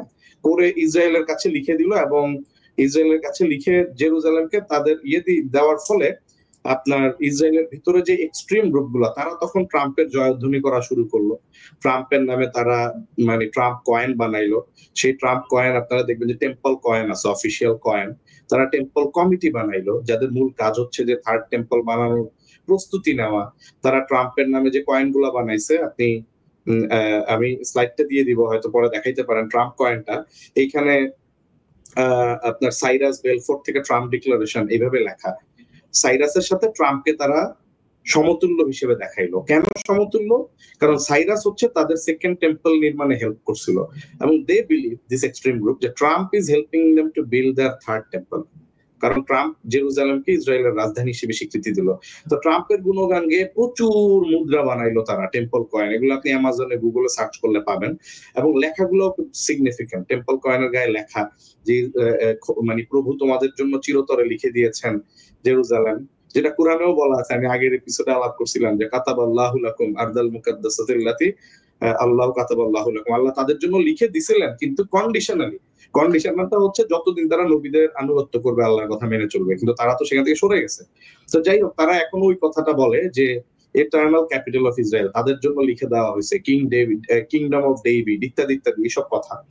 তো ট্রাম্প ডিক্লারেশনের পর আপনি দেখেন ট্রাম্প কয়েন, টেম্পল কয়েন এসবের পরে এবং কুফি এবং জায়নিস্ট লবি, আইপ্যাক সমস্ত শক্তি নিয়ে ইসরায়েলের পাশে দাঁড়াইলো। এবং আরো একটা নিউজ তখন চাউর হয়েছিল প্রায় বছর 2 আগে, যে টেক্সাস থেকে 5টা লাল গরু আপনার ইসরায়েলে এক্সপোর্ট করা হয়েছে। এবং কেন? এইটা খুব মজার একটা আকীদা ইসরায়েলিদের, সেটা হচ্ছে যে মূলত ক্রিশ্চিয়ান এভাঞ্জেলিক্যালদের, সেটা হচ্ছে যে যখন আপনার মেসায়া আসবেন, তিনি হচ্ছেন একটা লাল গরু জবাই, মানে লাল গরু জবাই দিতে হবে। এই লাল গরু জবাই যদি আপনি না দেন, এবং লাল গরুটা হইতে হবে 100% লাল, একটা পশমও লাল ছাড়া অন্য কালার হইলে ডিসকোয়ালিফাইড হয়ে যাবে। সো এই কোয়ালিফিকেশন মেনটেন করে গরু পাওয়া খুব ডিফিকাল্ট। তারা মানে মানে চাইছিল আপনার বিভিন্ন ধরনের মিউটেশন করে এটা সেটা করে 100% লাল গরু বানাইতে, সেটাও কয়েকবার ট্রাই করছে, বাট পুরোপুরি লাল পায় না তারা। তো এইবার তারা 100% কিছু লাল গরু পাইলো, সেগুলোকে ট্রান্সপোর্ট করা হইলো এবং তারা প্রিপারেশন নিল। কেন? তাদের ধর্মীয় বিশ্বাস হচ্ছে যে বনি ইসরায়েলিরা এখন 2000 বছর ধরে একটা নাপাক অবস্থায় আছে। তারা থার্ড টেম্পল বানাইতে হইলে মসজিদুল আকসায় ঢুকে তো আপনি নির্মাণ কাজ শুরু করতে হলে আপনাকে আগে পাক পবিত্র হইতে হবে। তো পাক পবিত্র কেমনে হবেন? গরু জবাই দিতে হবে, তাদের ধর্মীয় বিশ্বাস, এটা তাদের কিতাবে লেখা আছে। তো গরু জবাই দিয়ে ওই গরুটাকে পোড়ায় তার ছাইটাকে আপনি তাদের ওই মাউন্ট অলিভের কাছে একটা স্প্রিং আছে, ওইখানে ঢেলে ওই পানি দিয়ে আপনি পাক হবেন। তারপরে নির্মাণ শ্রমিকরা নির্মাণ কাজ শুরু করবে এবং এগুলা তাদের অনেক প্রসেস আছে। I will not go into that details আর কি। তো এই যে এত আয়োজন তাদের, টেম্পল কয়েন তৈরি করা, তারপরে টেম্পল ইনস্টিটিউট বানানো, লাল গরু নিয়ে হইচই শুরু করা এবং এভাঞ্জেলিক্যাল ক্রিশ্চিয়ানরা হইচই করা, এই সমস্ত কিছু যখন হয় এবং ধরেন 7th অক্টোবর কেন হয়েছে এটার ব্যাকগ্রাউন্ডটা আমাদের বুঝতে হবে। হঠাৎ করে কেউ আসলে হামলা করে নাই। আপনি ইতিহাসটা দেখলে দেখবেন যে 70 বছর ধরে তাদের গলা চিপে রাখা হয়েছে। এরপরে যখন ইতমার বেন গভির, যে হচ্ছে এক্সট্রিম ইসরায়েলি একটা ওকমা ইয়াহুদিত পার্টির নেতা, যারা মনে করে যে আরবদের আসলে এখানে থাকারই কোনো অধিকার নাই, all of them must be eliminated, তাদেরকে এলিমিনেট করতে হবে এখান থেকে। এই পার্টিটা হচ্ছে বর্তমান গভর্নমেন্টের কোয়ালিশন পার্টি, বর্তমান নেতানিয়াহু গভর্নমেন্টের কোয়ালিশন এবং স্ট্রং, মানে তারা যদি সমর্থন উঠায় নেয় তাইলে নেতানিয়াহুর গভর্নমেন্ট ফল করবে যে কোনো দিন। সো সেই পার্টি ওকমা ইয়াহুদিত পার্টির যে নেতা ইতমার বেন গভির, উনি করলেন কি যে আপনার 2022-এ শেখ জাররা নেইবারহুড থেকে, মানে মসজিদুল আকসার কাছের যে নেইবারহুড গুলা মুসলিমদের বাড়িঘর, এগুলা থেকে তাদেরকে উৎখাত করা শুরু করলো। অথচ উনারা কিন্তু শুধুমাত্র ইসরায়েলের বা প্যালেস্টাইনের যে ওয়াকফ মানে জর্ডানিয়ান আইনে তারা প্রটেক্টেড তাই না, তারা ইন্টারন্যাশনালি প্রটেক্টেড। ইন্টারন্যাশনাল ইউনিসেফ বা ইন্টারন্যাশনাল রেকগনিশন অনুযায়ী ওল্ড সিটি অফ জেরুজালেম, এখানে কেউ কোনো চেঞ্জ আনতে পারবে না। কিন্তু শেখ জাররা নেইবারহুড থেকে মুসলিমদেরকে উঠানো শুরু করছে এই নিয়তে তারা, যে তারা এখানে থার্ড টেম্পল বানাবে, মুসলিমদের সবাইকে উৎখাত করবে। এইটা নিয়ে অনেক প্রটেস্ট হইলো। তারপরে ইতমার বেন গভির করলেন কি, সে 2বার মসজিদুল আকসায় ঢুকে গেল তার গার্ড টার্ড নিয়ে, লোকজন নিয়ে, এবং এর মধ্যে একবার লাইলাতুল কদরের রাতে মসজিদুল আকসায় ইসরায়েলি আর্মি ঢুকে মুসলিমদেরকে গুলি করলো। তো এই ঘটনাগুলো যখন হতে লাগলো এবং একই সাথে আপনি ব্যাকগ্রাউন্ডে চিন্তা করেন যে আপনার আব্রাহাম অ্যাকর্ড করা হয়, যেটাকে নাম দেওয়া হয়েছিল ডিল অফ দ্য সেঞ্চুরি। ওই ডিল অফ দ্য সেঞ্চুরির মূল প্রতিপাদ্যই ছিল যে অন্যান্য গালফ কান্ট্রি গুলো সবগুলাকে অন বোর্ডে আনা হবে, তারপরে চূড়ান্ত ভাবে আপনার তারা মসজিদুল আকসা ভেঙে তাদের থার্ড টেম্পল নির্মাণের কাজের দিকে যাবে, এরকম একটা ইন্ডিকেশন তাদের ভিতরে দেখা যাচ্ছিল। তো এই সমস্ত কিছুর জবাবে মূলত 7th অক্টোবর হয়। এখন আপনি যে প্রশ্ন করছেন, আমিও মানে পুরোপুরি 7th অক্টোবর যে হইতেই হইতো বা 7th অক্টোবর ছাড়া অন্য কোনোভাবে ডিল করা যাইতো কিনা, সেটা অবশ্যই একটা আলোচনার বিষয় এবং আমি আপনার সাথে একমত যে we need to discuss it, যে আসলে 7th অক্টোবরে কি আপনার লাভ হইলো বা অন্যভাবে ডিল করা যেত কিনা বা মুসলিমদের ক্ষতি বেশি হইলো কিনা। কিন্তু আমি যে পয়েন্টটা বলতেছিলাম সেটা হচ্ছে যে আসলে 7th অক্টোবরের অ্যাটাকটা আর কি হঠাৎ করে হয়নি, এটা চাপায় দেওয়া হয়েছে দীর্ঘদিন। এখন আপনি জায়নারিজমের পতনের যে কথাটা বলতেছেন, এই পতনে আসার আগে আমি একটা পয়েন্ট মেক করতে চাই, খুবই ইন্টারেস্টিং একটা পয়েন্ট। সেই পয়েন্টটা আমার স্লাইডে দেখা যাচ্ছে। সেটা হচ্ছে আপনি যদি ইতিহাস পড়েন, যে কয়েকশো বছর বা হাজার বছরের ইতিহাস, আপনি দেখবেন ইসলামিক এবং অন্যান্য সভ্যতার একটা মৌলিক পার্থক্য আছে উত্থান এবং পতনে। সেটা কি? সেটা হচ্ছে অন্যান্য সভ্যতাগুলো, এই যে নীল রঙের কার্ভটা, সেটা হচ্ছে উঠতে, আপনার যখন উত্থান হয় তাদের অনেক সময় লাগে। আপনি দেখবেন রোমান, পার্সিয়ান, তাদের কয়েক হাজার বছর লাগছে তাদের পিকে উঠতে। বা আপনি যদি আমেরিকার আজকে যে মানে এত স্ট্রং আমেরিকার যদি আপনি 1775 থেকে বা তারও আগ থেকে যখন জর্জ ওয়াশিংটনরা এখানে আসেন, তাদের যে 13টা কলোনি নিয়ে যাত্রা শুরু, ব্রিটিশদের বিরুদ্ধে বিদ্রোহ, ওই সময় থেকে কাউন্ট করলে আপনি দেখবেন তারা প্রায় 200 বছর ধরে তাদের উত্থান হইতে লাগছে, তাদের সর্বোচ্চ শিখরে পৌঁছাইতে। একটা সিভিলাইজেশন, তারা সর্বোচ্চ পয়েন্টে উঠতে তাদের একটা এরকম লিনিয়ার কার্ভ লাগে। তারা অনেক বছর, 200, 300, 500, 1000 বছর ধরে তারা উঠার পর তারা ওই সর্বোচ্চ অবস্থানে বেশ কিছুদিন থাকে। কিন্তু যখন তাদের পতন হয় এই সভ্যতাগুলার, সেইটা খুব কুইক হয়, তাদের উত্থানের তুলনায় ভেরি কুইক। উদাহরণ কি? উদাহরণ হচ্ছে ধরেন রোমান এবং পারস্য সাম্রাজ্যের পতন যখন হয়, তারা আবু বকর রাদিয়াল্লাহু যখন খলিফা, ড্রামাটিক পতন হয়। তো হ্যাঁ, উনি ছোট্ট মদিনা রাষ্ট্রের প্রধান, উনি যখন খালিদ বিন ওয়ালিদ রাদিয়াল্লাহুকে পাঠান, একসাথে আপনার একদিকে রোমানদের সাথে 4টা ব্যাটালিয়ন পাঠান, আর একদিকে হচ্ছে পার্সিয়ানদের সাথে পাঠান, কাকা নাম ভুলে গেছি আমি, কাকাইর নাম সম্ভবত, এবং আরো কয়েকজন কমান্ডারকে পাঠান। তো ওনারা যখন অ্যাটাক শুরু করেন 2 বছরের মধ্যে আপনার কাদেসিয়ার যুদ্ধে এবং আপনার হচ্ছে যে রোমানদের সাথে কোন যুদ্ধে, যে পার্সিয়ান এবং রোমান সিভিলাইজেশনের পতন হয়। পার্সিয়ান সিভিলাইজেশন পুরোপুরি নিশ্চিহ্ন হয়ে যায়, আর রোমানরা একেবারে 1/3 হয়ে শুধুমাত্র বাইজেন্টাইন এম্পায়ার, বর্তমান যে তুরস্ক বা ইস্তাম্বুল, এর মধ্যে চলে আসে।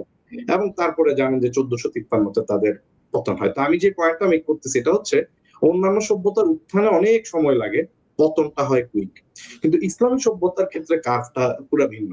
ইসলামী সভ্যতার উত্থানটা হয় পালস ওয়েভের মতো, খুব দ্রুত। আপনি যদি সাহাবীদের ক্ষেত্রে দেখেন যে আবু বকর রাদিয়াল্লাহু বা রাসূল সাল্লাল্লাহু আলাইহি জামানায়, তখন থেকে শুরু করে আপনি দেখবেন যে হিজরি 90তে বা তার আগে, অর্থাৎ 80-90 বছরের কম সময়ে পুরা মানে পুরা মিডল ইস্ট, মানে পুরা পৃথিবীর অর্ধেক তো মানে বটেই, ফ্রান্সের সীমানায় পর্যন্ত মুসলিমরা চলে আসছিল। এবং তখন আপনার জানেন যে আমি তো মানে 90 ইয়ার্স অনেক বেশি বলছি, আসলে 50 ইয়ার্স এর উইন্ডো ধরলেও মুসলিমরা পুরা মানে সভ্যতার শীর্ষে উঠে যায়। এবং তারপরে এই সভ্যতা 600-700 বছর চলে। এবং আমি যদি পতনের সময়টা ধরি, ইউরোপের শিল্প বিপ্লব থেকে শুরু হয়, যে ওসমানী সালতানাতের দুর্বল হওয়া শুরু হয়, সেটাও 200-300 বছর লাগে তাদের পতনটা slowly. So having said this, আমি যে আশার পয়েন্টটা রাখতে চাই সেটা হচ্ছে যে মুসলিমদের অবশ্যই আমরা যখন প্র্যাকটিক্যালি কাজ করব, আমার যখন প্ল্যান নিব ইসলামিক সংগঠনগুলো বা ইসলামিক মুভমেন্ট গুলো, তাদের অবশ্যই লিনিয়ার কার্ভেই প্ল্যান নিতে হবে প্র্যাকটিক্যালি, যে আমি কি করতে পারি, আমার কতটুক আমার আসলে পাওয়ার আছে, আমি কতটুকু করতে পারবো, তারা প্র্যাকটিক্যালি আসলে ডিসাইড করবেন বা সিদ্ধান্ত নেবেন। কিন্তু এইখানে আমরা জানি যে ইসলামের ক্ষেত্রে আমরা যদি মুসলিম উম্মাহ যদি নিজেদেরকে আল্লাহর সাহায্য পাওয়ার উপযুক্ত করতে পারে, তখন তো আল্লাহর সাহায্য চলে আসে, তখন ওই লিনিয়ার কার্ভটাই পালস হয়ে যায় আর কি। যেটা আপনার সূরা নসরে যখন আল্লাহ বলতেছেন ইজা জা নাসরুল্লাহি ওয়াল ফাত, মানে যখন আল্লাহর সাহায্য এবং বিজয় আসে, তখন কি হয়, হঠাৎ করে দলে দলে লোকেরা ইসলামে চলে আসে। তো আমি যে পয়েন্টটা মেক করতেছি, যে মুসলিম উম্মাহ যখন কাজ করবে, তারা সোশ্যাল ওয়ার্ক করবে, পলিটিক্স করবে, প্র্যাকটিক্যালি করতে হবে। আমার সামর্থ্য কতটুকু, আমি অন্য মুসলিম দেশের থেকে হেল্প নিব, আমার মিলিটারি ইন্ডাস্ট্রি বা ওয়েপন ইন্ডাস্ট্রিকে ডেভেলপ করব, এগুলো প্র্যাকটিক্যাল স্টেপই তাদেরকে নিতে হবে। কিন্তু মাথায় রাখতে হবে যে আমি যদি আমার ইসলামিক নৈতিক মান এবং আমার ইসলামী আল্লাহর সাহায্য পাওয়ার উপযুক্ত যদি আমি আমার জাতিকে করতে পারি, তখন আমার ওই লিনিয়ার গ্রাফটাই হঠাৎ করে আল্লাহর সাহায্য পাওয়ার ফলশ্রুতিতে ওইটাই একটা পালস ওয়েভের মতো ডাইরেক্ট গ্রাফ হয়ে যাবে।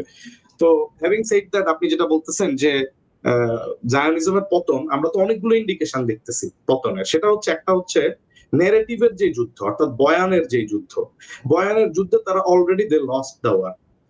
আপনি মুসলিম বিশ্ব বাদ দেন, পুরো ইউরোপ তাদের এগেনস্টে চলে গেছে। আমরা দেখতেছি বেলজিয়াম, আমরা দেখতেছি রিসেন্টলি তো বেলজিয়াম ছাড়াও অন্যান্য অনেকগুলো দেশ তারা বলতেছে, ফ্রান্স, এক্স্যাক্টলি, জার্মানি, অনেকগুলো দেশ বলতেছে যে তারা প্যালেস্টাইনকে স্বীকৃতি দিবে, বরঞ্চ ইসরায়েলকে এবং নেতানিয়াহুর বিরুদ্ধে অ্যারেস্ট ওয়ারেন্ট জারি করবে, যেহেতু আইসিসি তার এগেনস্টে মানে রায় ছিল। তো আমি যেটা বলতেছিলাম যে আমরা মূলত এই জন্য ধরেন ন্যারেটিভের ওয়ারে কিন্তু they lost the plot already. আপনি দেখেন তাদের মেইন যে জায়গাটা, আমেরিকা তো তাদের খুঁটির জায়গা। তো আমেরিকার ইউনিভার্সিটি গুলোতে আপনি দেখেন গত 1.5 বছর ধরে যেইভাবে মুভমেন্ট হয়েছে, আনবিলিভেবল। এবং আপনি কোন মুসলিম দুনিয়াতেও এত হয়েছে কিনা জানি না, যে তারা আপনি হার্ভার্ড বলেন, এমআইটি বলেন, ইএল বলেন, কলম্বিয়া ইউনিভার্সিটি বলেন, আপনি অ্যারিজোনা স্টেট ইউনিভার্সিটি আমাদের এখানে, সমস্ত জায়গায়। এবং কারা, ওরা কি মুসলিম ছাত্র না, তো এরা নর্মাল ক্রিশ্চিয়ান, জিউ, ইভেন নর্মাল জিউস, অর্থোডক্স জিউসরা, তারা বের হয়ে আসতেছে জায়নিজমের এগেনস্টে, তারা বলতেছে জায়নিজমের এগেনস্টে। আমি প্ল্যাকার্ড গুলো দেখছি, আমি অনেকগুলো র্যালিতে গেছি ভাই। তো যেটা হয়তো আমি প্ল্যাকার্ড গুলো দেখছি ভাই, জিউসরা তারা প্ল্যাকার্ড নিয়ে আসছে যে Zionism is against the like orthodox Jews, তারা প্ল্যাকার্ড দেখাচ্ছে। সো আপনি কি মনে করেন না যে এর ফলে যেটা হয়েছে, যে ইউনিভার্সিটি জেনারেশন যারা, তারা পুরোপুরি অ্যান্টি জায়োনিস্ট অবস্থানে চলে গেছে। সো এইটা যদি হয়, আপনি দেখেন এই জন্য ইসরায়েল এবং আমেরিকার এই যারা এক্সট্রিম এভাঞ্জেলিক্যালস গ্রুপগুলো তারা ডেসপারেট হয়ে গেছে, কারণ তারা দেখতেছে যে তাদের যেই নেক্সট জেনারেশন তারাই তো তাদের আইডিয়াটা আর নিচ্ছে না, তাদের যে আইডিয়া ছিল এতদিন ধরে এইটাকে তারা রিজেক্ট করতেছে। এবং তারা এতটা ডেসপারেট হয়েছে যে তারা টিকটক ব্যান করছে। তারা বলতেছে সোশ্যাল মিডিয়ার কারণেই অ্যান্টি জায়োনিস্ট থটস গুলো, অ্যান্টি জায়োনিস্ট নিউজ গুলো, ইসরায়েলের বিরুদ্ধে যে নিউজ গুলো, গাজার গণহত্যার নিউজ গুলো এই জেনারেশন দেখতে পাচ্ছে। ফলে তারা যে মানে আপনার ফেসবুক যেহেতু আমেরিকান কোম্পানি, এটা তো ব্যান করতে পারে না, এখানে অনেক অ্যালগোরিদম তারা চেঞ্জ করছে যাতে কন্ট্রোল যত বেশি, মানে প্যালেস্টাইন থেকে কোনো ছবি ভিডিও আসবে, কন্ট্রোল অ্যালগোরিদম আছে, অ্যালগোরিদম দিয়েও ঠেকাইতে পারে নাই। আপনি ধরেন টুইটার, আপনি ধরেন ফেসবুক, সব জায়গা থেকে অনেক ভিডিও টিডিও ফ্লাডেড হয়ে গেছে। তারপরে আর টিকটকে তো প্রচুর। তো আমি দেখলাম যে আপনার ওই যে আপনার ওনার নাম কি, ডেমোক্রেটিক গভর্নমেন্টের একজন ফরেন মিনিস্ট্রি যিনি ছিলেন, ফরেন সেক্রেটারি অ্যান্থনি ব্লিংকেন, তার সাথে আপনার রিপাবলিকান পার্টির একজন সিনেটরের কথা হচ্ছিল টিভিতে। তো উনি জিজ্ঞেস করতেছে যে দেখেন ইসরায়েল প্রশ্নে তো আমরা ঐক্যবদ্ধ ছিলাম আমাদের সব পার্টি, কিন্তু এই যে এই জেনারেশনের যে মোটিভেশন বা এই জেনারেশনের যে ভাবনা চেঞ্জ হয়ে যাচ্ছে, হাউ ইজ দ্যাট হ্যাপেনিং? তো একজনকে প্রশ্ন করতেছে, ব্লিংকেন উত্তর দিচ্ছে যে দেখেন আমরা যখন ছোট ছিলাম আমাদের মত তৈরি হইতো Washington post, new York Times, Wall Street journal, এইসব পত্রিকা দেখে, এনবিসি, সিএনএন, সিএনবিসি, এমএসএনবিসি, এইসব টিভি চ্যানেল গুলো থেকে। টিভি চ্যানেলে যা খবর দিত এটা দেখতাম আমরা, এবং ফলে আমাদের চিন্তা চেতনা গুলো একমুখী, ইউনিফাইড ছিল।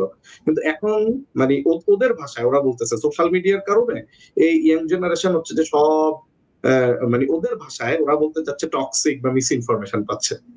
বেসিক্যালি আসলে তো অন দ্য গ্রাউন্ড থেকে তারা ফ্যাকচুয়াল ইনফরমেশন গুলাই পাচ্ছে। সো ফলশ্রুতিতে তাদের এই মাথা ব্যথাটা অলরেডি শুরু হয়েছে যে আমাদের নেক্সট জেনারেশন তো আমরা হারায় ফেলতেছি সোশ্যাল মিডিয়ার কারণে।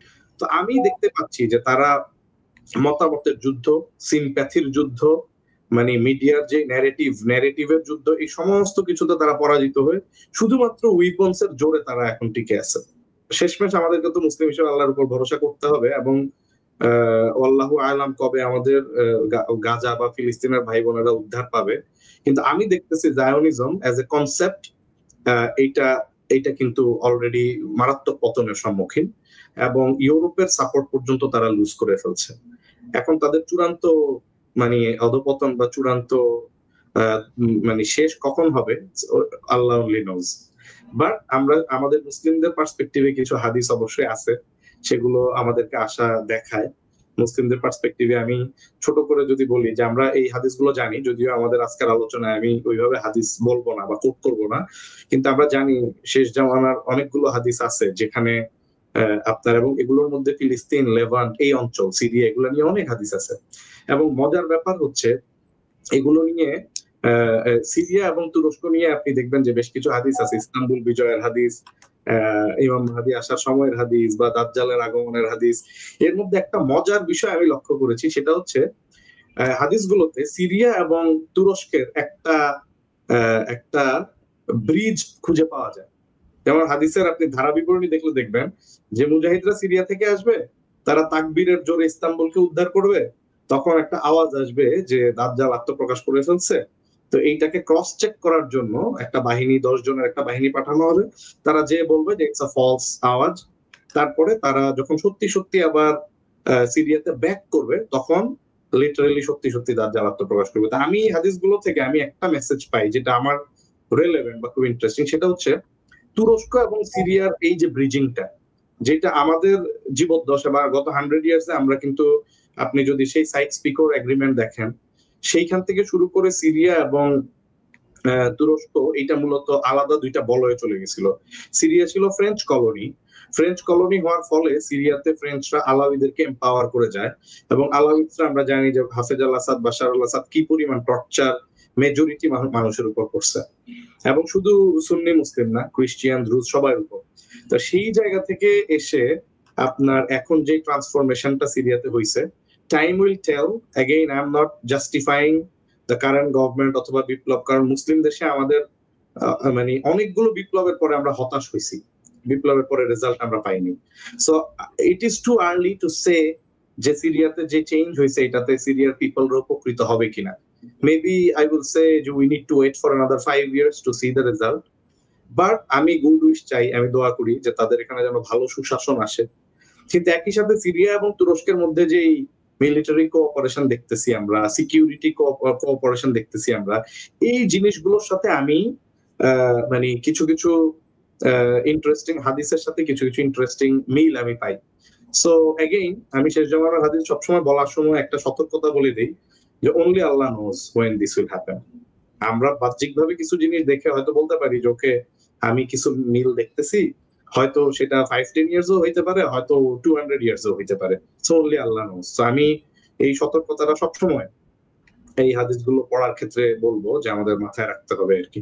জি, কয়েকটা কুইক পয়েন্ট আমি এখানে একটু অ্যাড করি যে জায়নিজমের পতনের কতগুলো প্র্যাকটিক্যাল ইন্ডিকেশন, যেটা আমি মনে করি যে কুইক কতগুলো পয়েন্ট আমি মনে করি অ্যাড করি। একটা হচ্ছে যে ন্যারেটিভ, এই টোটাল রোমান এম্পায়ার, ইউরোপ আমেরিকার যে এম্পায়ারে খুব ইম্পর্টেন্ট একটা পার্ট। এই ন্যারেটিভের সাথে তার ইকোনমি, তার পাবলিক পারসেপশন, তার মিলিটারি সবকিছু কানেক্টেড।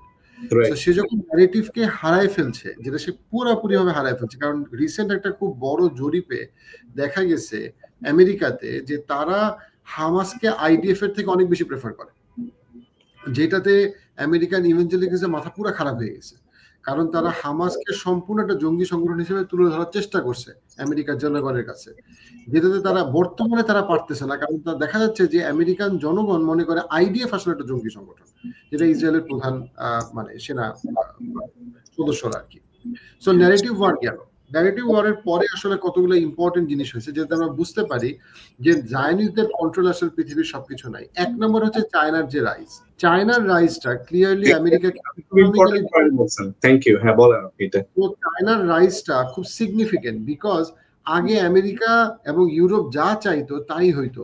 চায়নার রাইজ ইন্ডিকেট করে যে পৃথিবীটা মাল্টিপোলার ওয়ার্ল্ডে চলে গেছে। তার মানে পৃথিবীতে এখন চায়না এবং রাশিয়া যা চাবে that is equally or even more important than America এবং ইউরোপ। আমেরিকা এবং ইউরোপ আফ্রিকা থেকে সরে যেতে বাধ্য হয়েছে। আমেরিকা এবং ইউরোপ এই আপনার ইন্ডিয়া এবং চায়নার এবং রাশিয়ার যে ফ্রেন্ডশিপ বা সম্পর্ক, এবং তার সাথে পাকিস্তানেরও যে সম্পর্ক, যে বলয়, এই বলয়কে পছন্দ করতেছে না। আমেরিকা এবং ব্রিটিশরা কোয়াড তৈরি করছিল ব্রিক্সের এগেইনস্টে দাঁড়া করার জন্য, ওই কোয়াড উড়ে গেছে। নেটো দুর্বল হয়ে গেছে, প্রচন্ড দুর্বল হয়ে গেছে। আরেকটা খুবই ইম্পর্টেন্ট ইন্ডিকেশন হলো যে সিরিয়ার যে বাশার আল আসাদ পরিবর্তন হলো, পরিবর্তনটা কে করছে?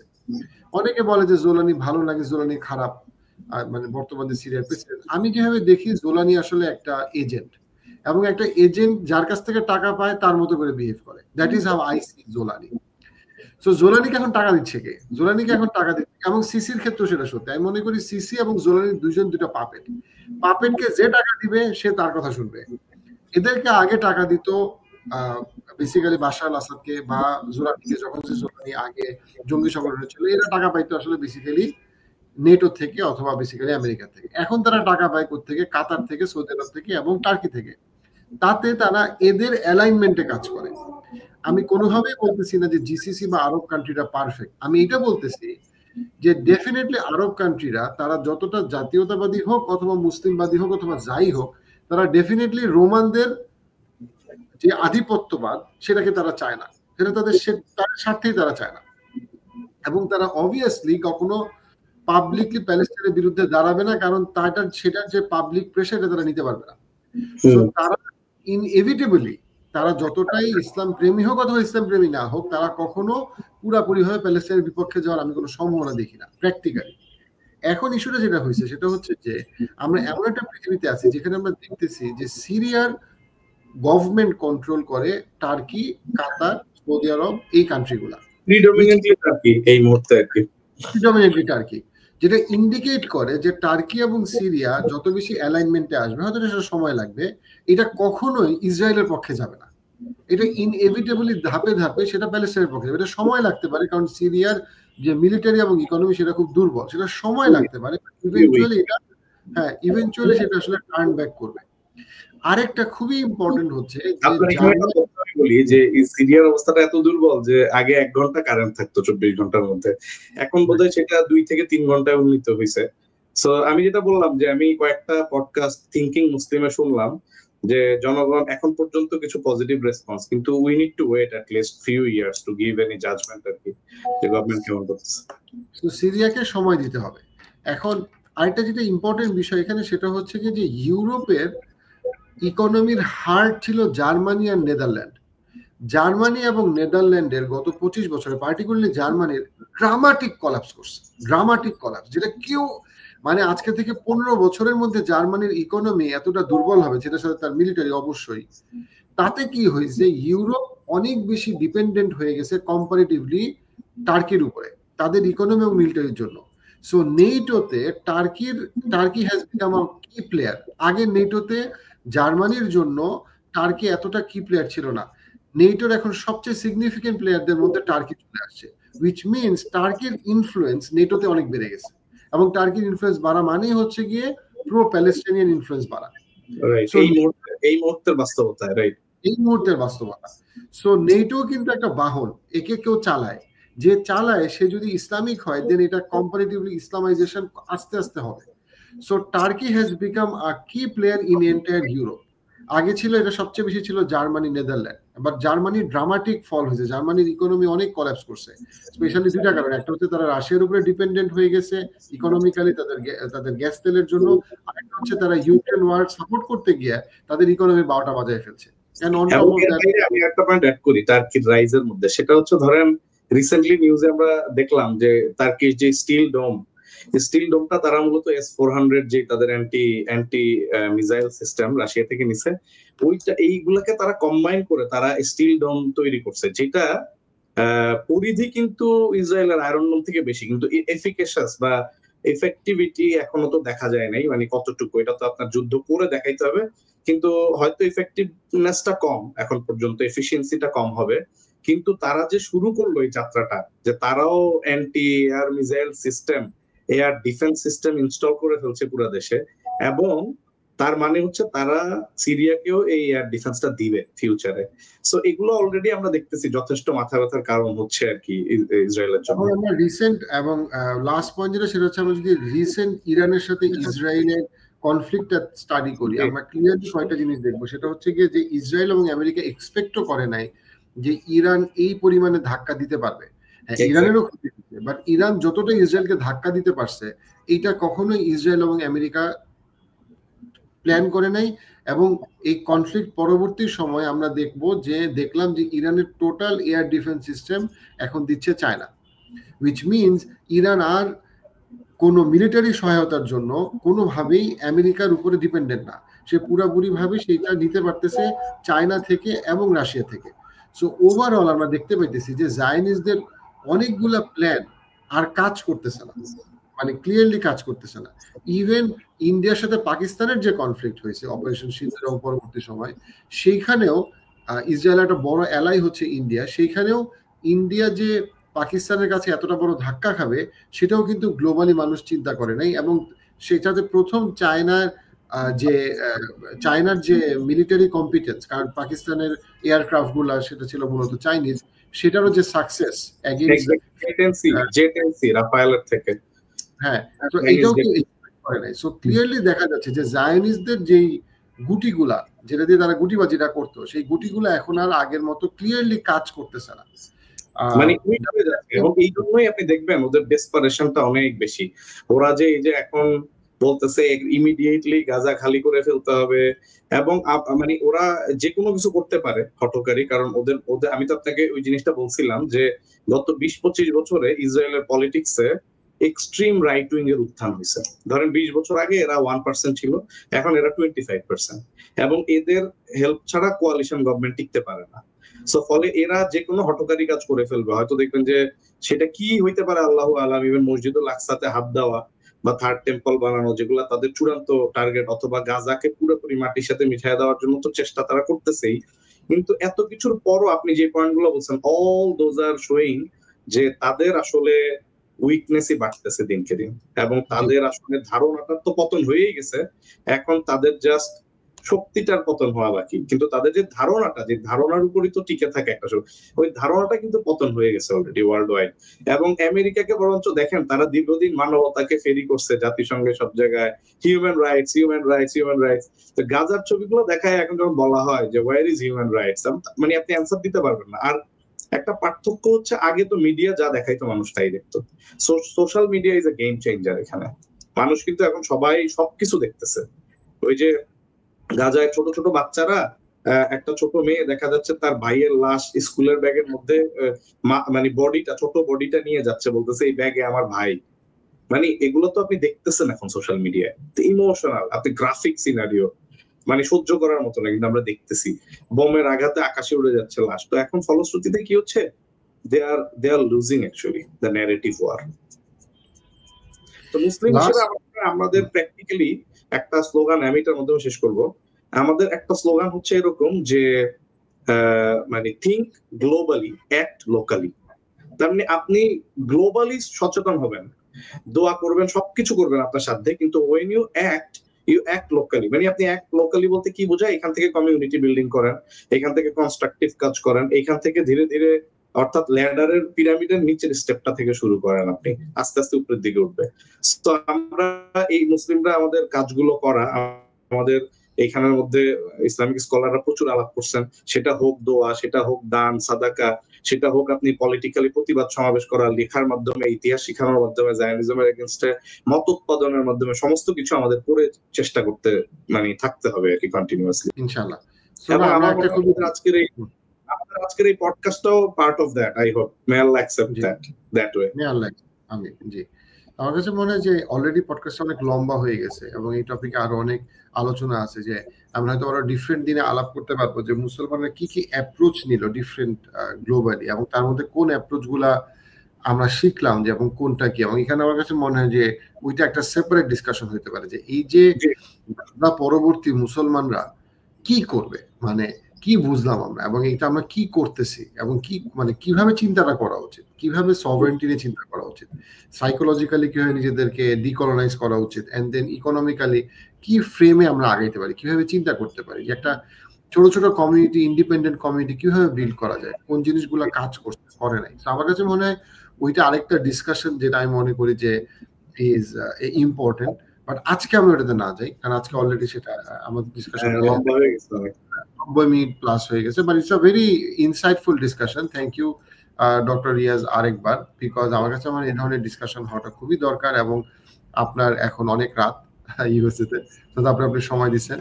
সো থ্যাংকস অ্যাগেন, এবং ইনশাআল্লাহ আল্লাহ কবুল করুক। এবং এখান থেকে কমেন্ট সেকশনে আমাদেরকে জানাবেন যে আপনারা সামনে আরো কি ডিসকাশন আশা করেন, আমরা সেটা আপনাদের সামনে তুলে ধরার চেষ্টা করবো ইনশাআল্লাহ। থ্যাংক ইউ, এন্ড দর্শকদেরকে আবারও সালাম, আসসালামু আলাইকুম ওয়া রাহমাতুল্লাহ।